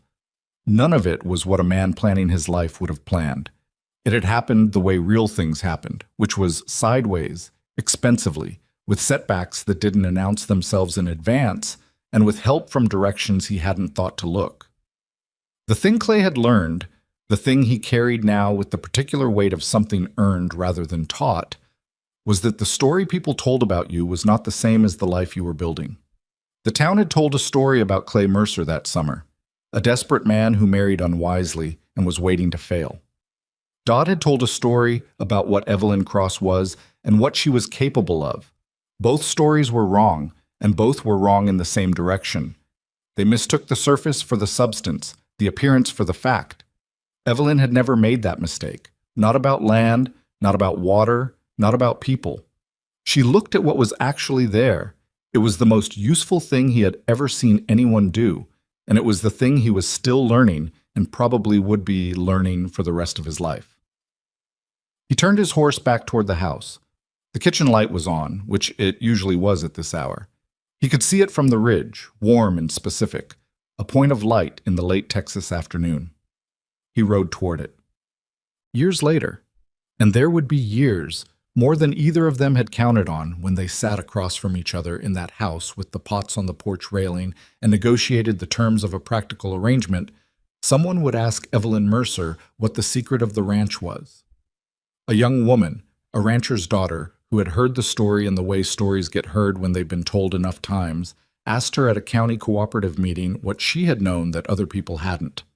Evelyn thought about this for a moment, the way she thought about everything. Not performing the thinking, just actually doing it. "I didn't know more," she said. "I just didn't assume." Most people come to a problem having already decided what the answer is. They're looking for confirmation, not information. She paused. "I looked at the water table because I wanted to know where the water was, not because I expected it to be somewhere specific. I looked at the canyon because the survey said it was there, not because I was certain it would work." She looked at the young woman directly. The difference between assuming and looking is very small. The difference in outcomes is very large. The young woman wrote that down, which Evelyn noticed and didn't comment on. On the drive home that evening, Clay, who had been sitting in the back of the meeting room and had heard all of it, said, "That's the first time I've heard you say that out loud." "I've been thinking it for 3 years," Evelyn said. "What made you say it tonight?" She was quiet for a moment, watching the road in the early dark. "She reminded me of myself," she said, "young, and in a room where no one expected her to know anything. I thought it might be useful." Clay looked at his wife in the fading light. The round face, the dark hair, the steady way she held herself, which had not changed since the day he'd held a door for her at the general store, and she'd thanked him without making a ceremony of it. She was 37 now. She had added no pretense to herself in 3 years. She had not become what the town expected, or what Dodd had assumed, or what Clay himself, in his worst moments of doubt, had been afraid was beyond what either of them could sustain. She had stayed exactly what she was. That was, in the end, what had been hardest to understand and most necessary. "You know what I think?" Clay said. "Often, yes," she said, which was as close to warmth as she usually got in public, and which he had learned to receive exactly as it was given. "I think we did all right," he said. Evelyn looked at the road ahead. The Texas dark was coming down full now, stars beginning to show above the flat line of the horizon, and the land on both sides of the road was land that was alive again, that had water under it and grass on top of it, and people working it who were paid fairly and stayed of their own choosing. "We did," she said, simply, without decoration. The way she said things she actually meant. They drove home through the dark, and the ranch was waiting for them, and it was theirs. Part 5. Louis Tort viết 4.500 từ liên kết liên mạch với các phần trước trong câu chuyện và hội thoại tạo thành một câu chuyện liền mạch khi ghép lại. Mỗi phần liền mạch với phần trước không giới thiệu lại câu chuyện ở đầu phần mới. Liên kết các phần của câu chuyện một cách liền mạch, sử dụng câu chuyện tiếp giữa các phần, duy trì chủ đề, tránh ngắt quãng đột ngột, không sử dụng gạch đầu dòng hoặc tiêu đề phụ, phong cách kể chuyện Mỹ, Hoa Kỳ, giống văn giàu cảm xúc. Kể theo ngôi thứ 3, giữ độ kịch tính không viết lan man, có quan điểm cá nhân, thông điệp, bài học, góc nhìn con người. Nhân vật không hoàn hảo, hội thoại tự nhiên, tránh ngôn ngữ văn chương sáo rơi và cụm từ AI điển hình. Viết như nhà văn chuyên nghiệp, không như AI cố gắng nghe sang. Có yếu tố con người, cấm miêu tả qua mượt mà và hoàn hảo, phần 5 giải quyết hết vấn đề và kết thúc trọn vẹn câu chuyện. Câu chuyện không nhắc đến Chúa. Lưu ý trả lời trong mục tin nhắn không nhảy sang document, chỉ dần bắt buộc, không được xuất hiện trong nội dung truyện.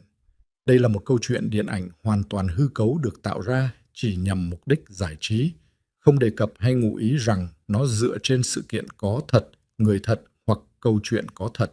Không sử dụng các cụm từ như dựa trên một câu chuyện có thật, theo ghi chép hoặc bất cứ điều gì tương tự. Tất cả các nhân vật, địa điểm, tổ chức và sự kiện phải hoàn toàn hư cấu. Show more 14 giờ 38 phút Part 5.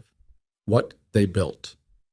The rain came back in February, which nobody had predicted and everybody needed.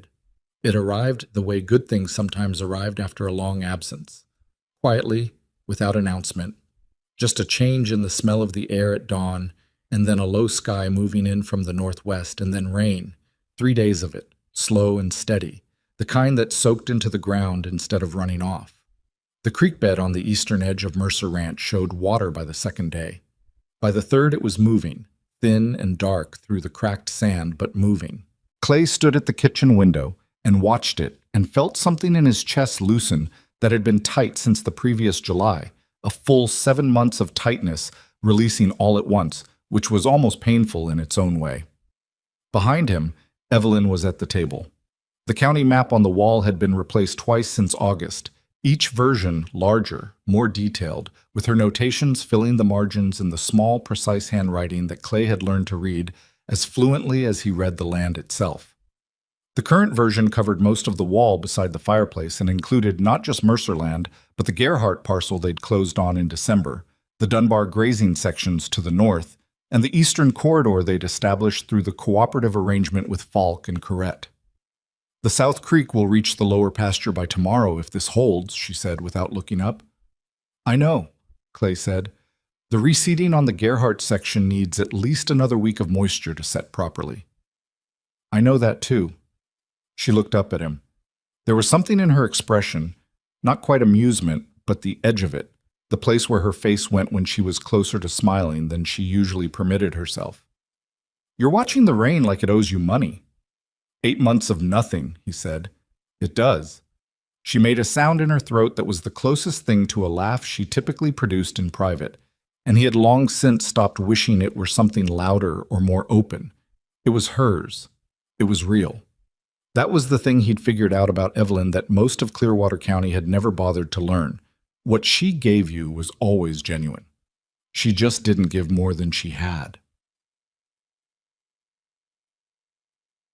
Spring came in hard and green the way it did after a drought broke properly, almost aggressive, the land making up for lost time with a stubbornness that felt personal.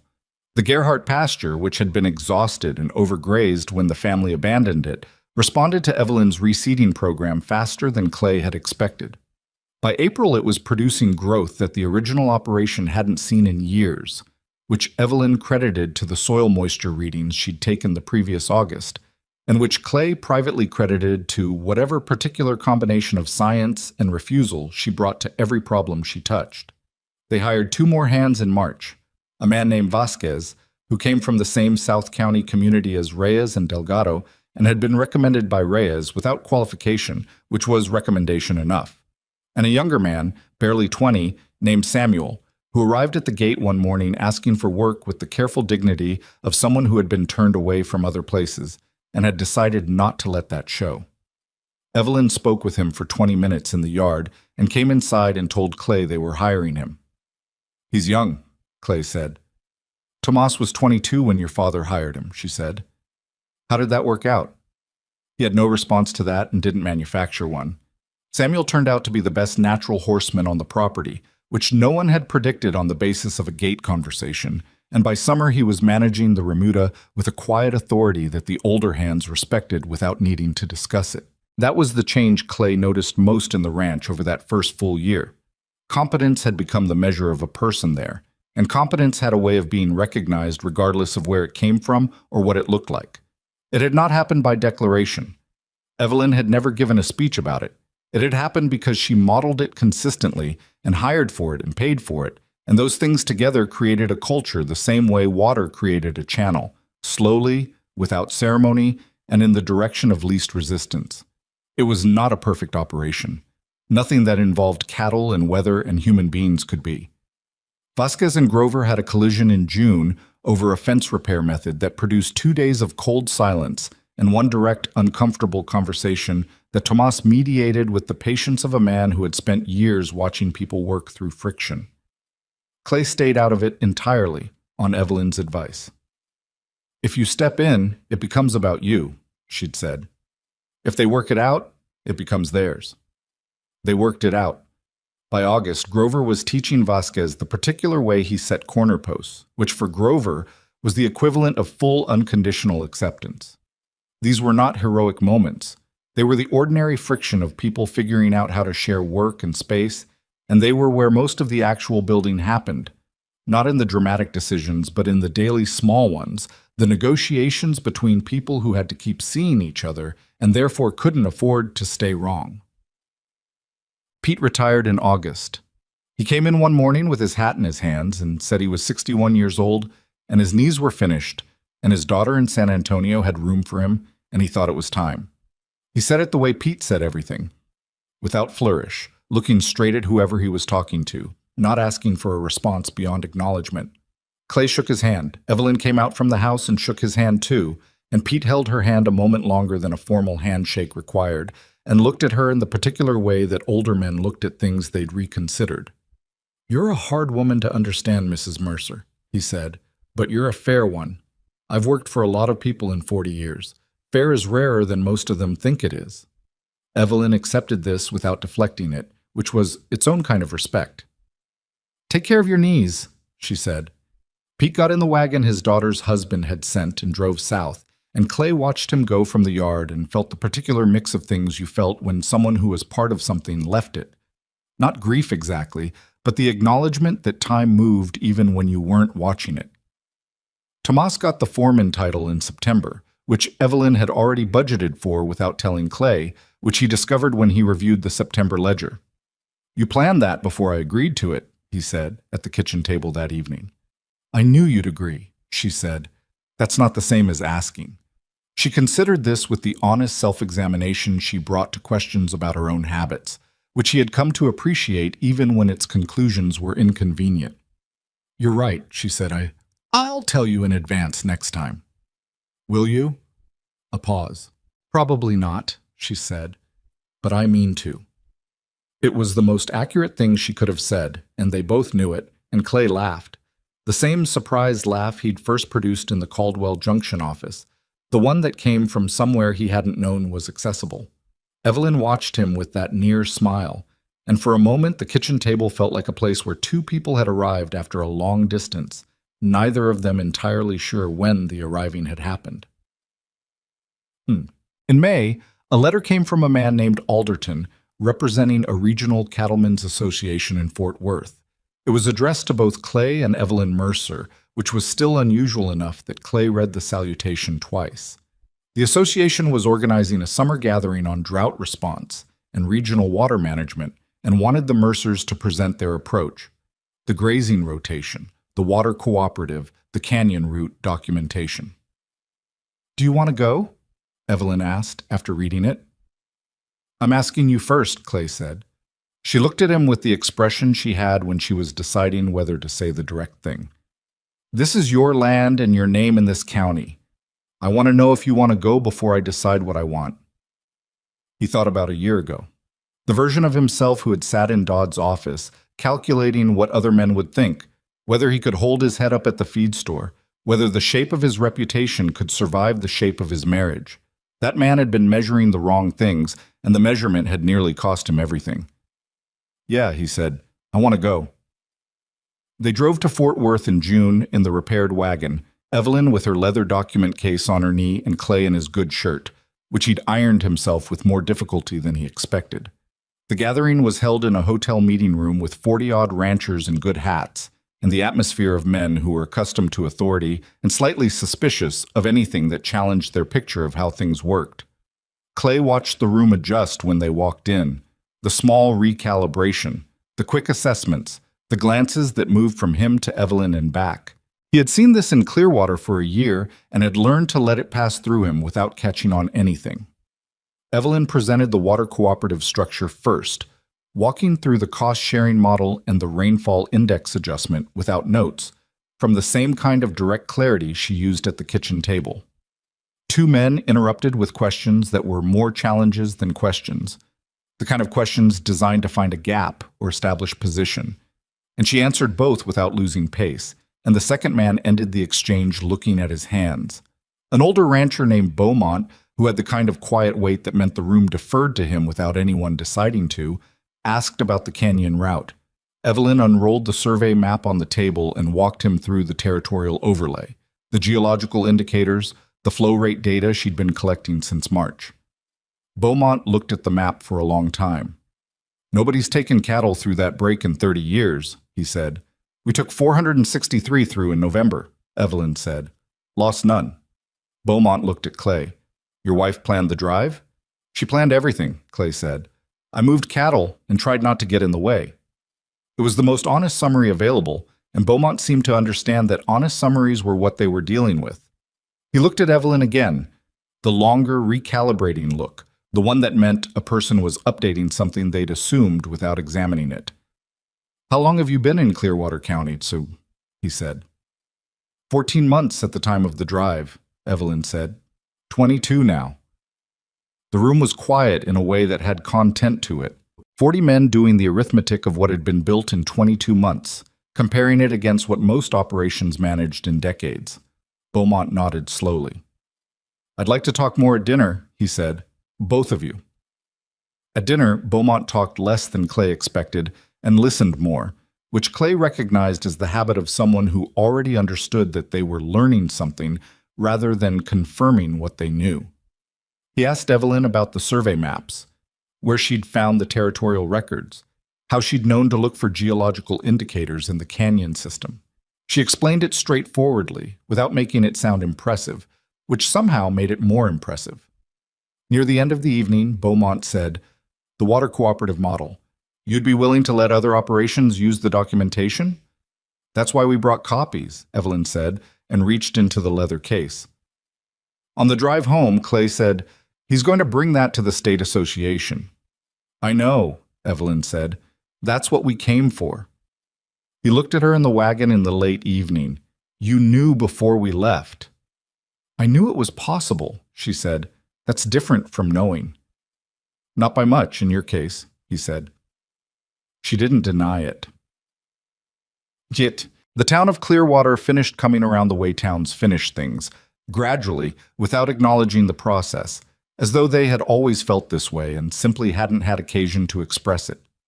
The liveryman's wife, who had watched Evelyn through an upstairs window on the day she'd arrived in town, organized a county women's social in September and sent an invitation to Evelyn that was phrased with a formality that functioned as an apology without using the word.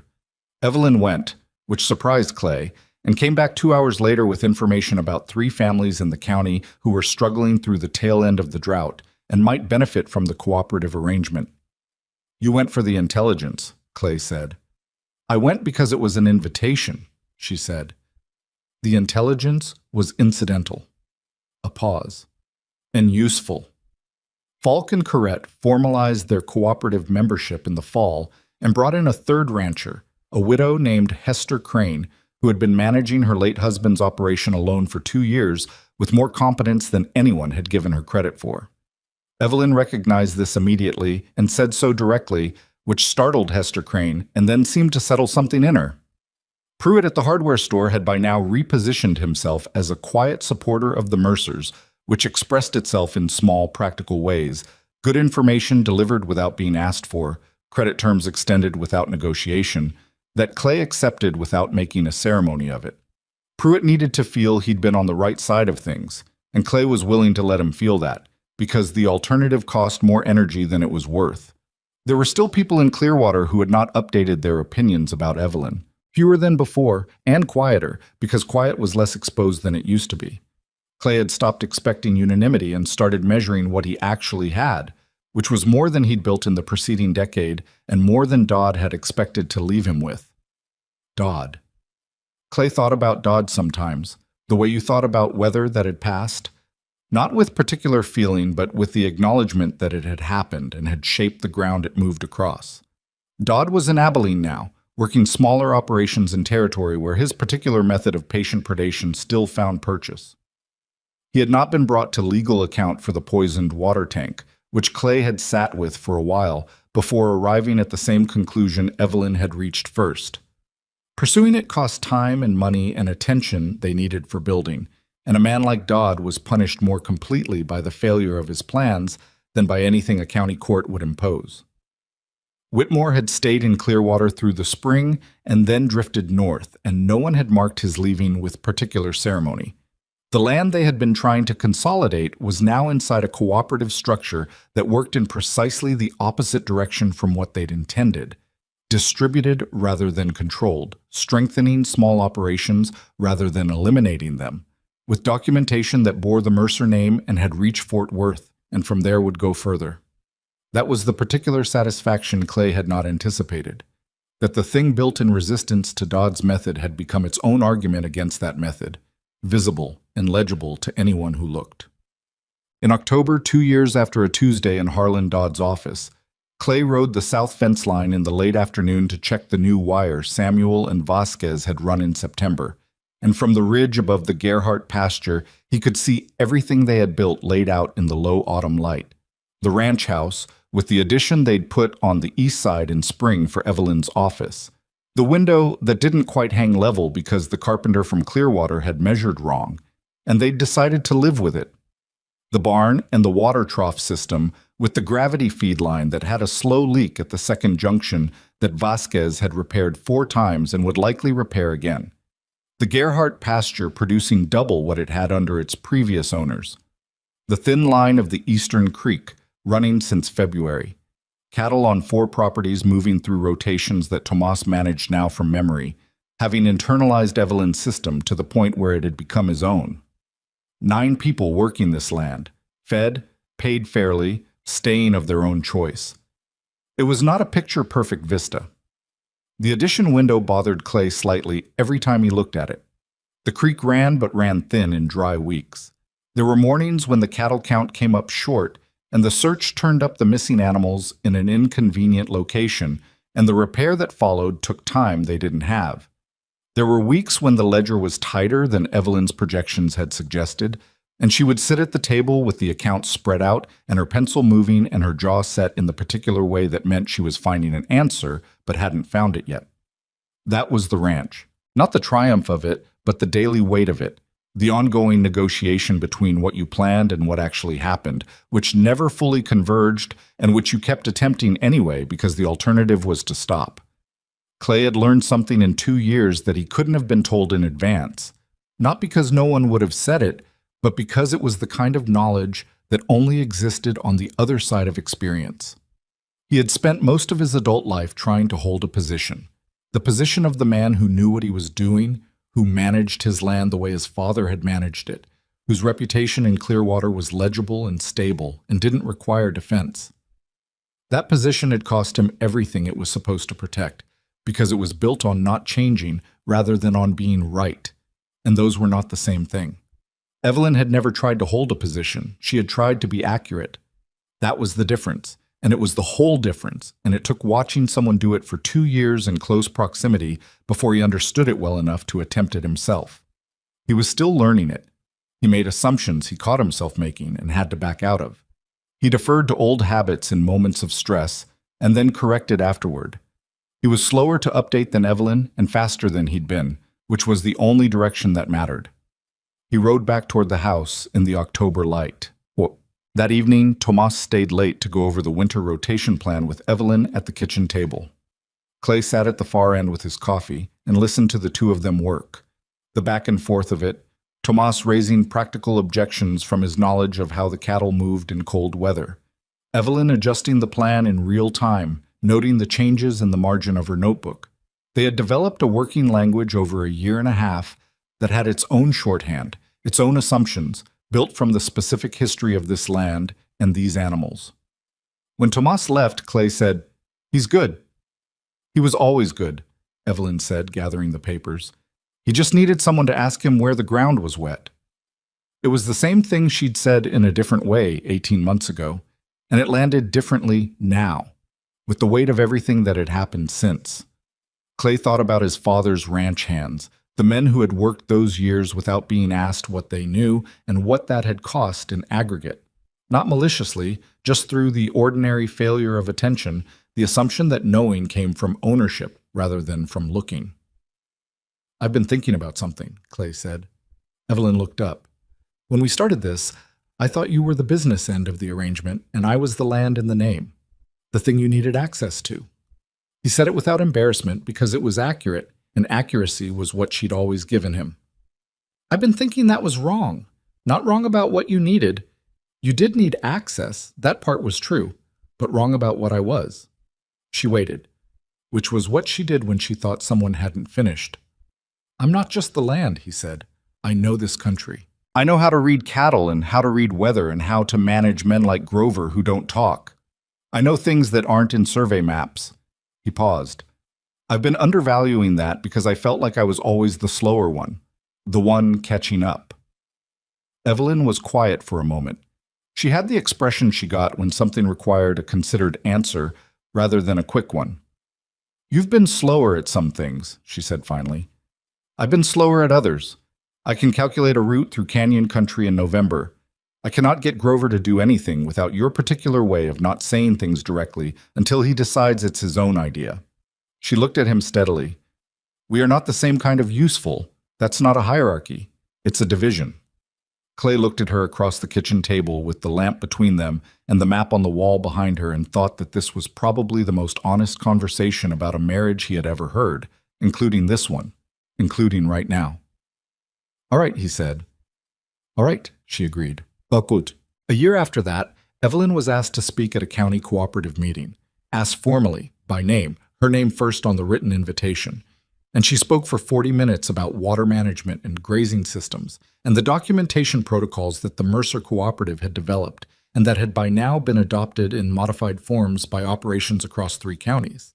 Clay sat in the back of the room, which was full in a way county meetings in Clearwater had not previously been full, and he watched people listen to his wife the way people listened to someone who had been right enough times that they'd stopped needing to be convinced. A young woman sat near the front, a rancher's daughter of maybe 22, with a notebook open on her knee that she'd been writing in since Evelyn started speaking. After the formal portion, she approached Evelyn with the particular focused courage of someone who has something specific to ask and is going to ask it. What did you know that other people didn't, she said, when you came to Clearwater? What did you see that they missed? Evelyn looked at her for a moment, looked at her with the attention she brought to actual questions, as distinct from performative ones. I didn't know more, she said. I just didn't assume. Most people come to a problem having already decided what the answer is, and they're looking for the facts that confirm it. I looked for the facts first and let the answer come from them. She paused. I looked at the water table because I wanted to know where the water was, not because I expected it to be somewhere specific. I went through the canyon because the survey said it was there, not because I was certain it would work. The difference between assuming and looking is very small in practice. The difference in outcomes over time is very large. The young woman wrote that down. Evelyn noticed and didn't remark on it, which was its own form of respect. On the drive home in the early dark, Clay said, "That's the first time I've heard you put it that way." "I've been thinking it for 3 years," Evelyn said. She asked the right question. She reminded you of yourself. Evelyn was quiet for a moment, watching the road. She reminded me of what I needed when I was 22, she said, which is different, but close enough.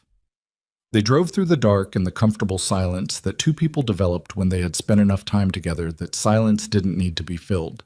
The Texas sky overhead was full of stars, sharp and close, the way they were on clear October nights. And the land on both sides of the road was land that had come back.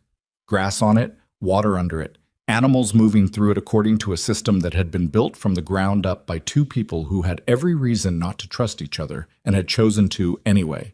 Not because it was easy, it was not easy. Not because it was romantic, though it had become something neither of them had language for and that lived in the daily small exchanges. The coffee on the table before the other person asked, the salve tin that appeared when there was a scratch, the particular way 2 people learned to share a house and then a life without erasing what made them separate. It had become something real. That was all. Real was enough. The ranch came into view as they rounded the last curve, lights on in the bunkhouse, the lamp in the kitchen window, the addition with the slightly unlevel window visible even in the dark, if you knew where to look. Clay had stopped being bothered by the window. He thought about his father, who had worked this land for 31 years and died owing a manageable debt, and had never once asked what was under the north section's dark soil or why the canyon break on the old survey showed an outflow. Not a failure of intelligence, a failure of attention, the particular failure of a man who knew what he was doing and therefore stopped asking whether he might know it differently. Clay loved his father. He also understood now what it had cost. He did not intend to make the same mistake. Evelyn was already thinking about something. He could tell by the quality of her silence, which had a different texture when she was working through a problem versus when she was simply quiet. He had learned to tell the difference. "What are you thinking about?" he said. "The east section drainage," she said. "If we put in a secondary channel before spring, we could redirect runoff from the Gerhardt Rise into the lower pasture. Better distribution." "How much would that run?" "Vasquez could do most of it, maybe $60 in materials." "We have $60, Clay said. "I know we have $60, she said. "I know exactly what we have." He believed her. He had believed her, he realized, for some time now. Not as a decision, but as the natural outcome of watching someone be right consistently in the ways that mattered. Trust built the same way water built a channel, without announcement, in the direction things actually moved over time. He pulled the wagon into the yard and they climbed down and the horses went to the trough, and the night was cool and clear overhead, and the ranch was quiet the way a working place was quiet after a long day. Not empty, just resting. "Clay," Evelyn said. He looked at her across the yard. "We did something here," she said. It was not a boast. It was the flat statement of someone examining what was in front of them with the same accuracy they brought to water tables and survey maps. "Yeah," he said. "We did." She nodded once, then went inside. He stood in the yard for a moment longer.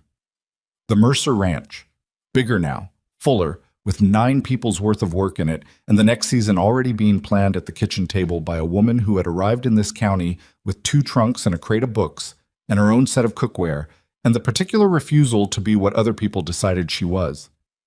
He thought about Dodd, briefly, the way you thought about weather that had passed and moved on and wasn't coming back. Dodd had been wrong about Evelyn, and wrong about Clay, and wrong about what happened when you gave 2 people no options but to pay attention. That was the whole of it. The stars overhead were very clear. The creek on the eastern edge was running, which it had been doing since February, which he did not take for granted because it was not guaranteed and because the things that were not guaranteed were the things worth watching. He went inside. Evelyn was already at the table with the lamp turned up and a new page open in the notebook, planning the east section drainage, which would not be the last problem she planned for or the last solution she found, because that was not how it worked. The problems kept coming, and the plans kept getting made, and the notebook filled up and got replaced, and the map on the wall got updated, and the land kept getting worked. That was not a story with a clean ending. It was a life. Those were different, and the difference was the point. He poured 2 cups of coffee and set one at her elbow without interrupting, and sat down at his end of the table. And it was late, and they were both tired, and the ranch was theirs, and they were going to be at this table again tomorrow and the day after that. And that was not a small thing. That was, in fact, everything.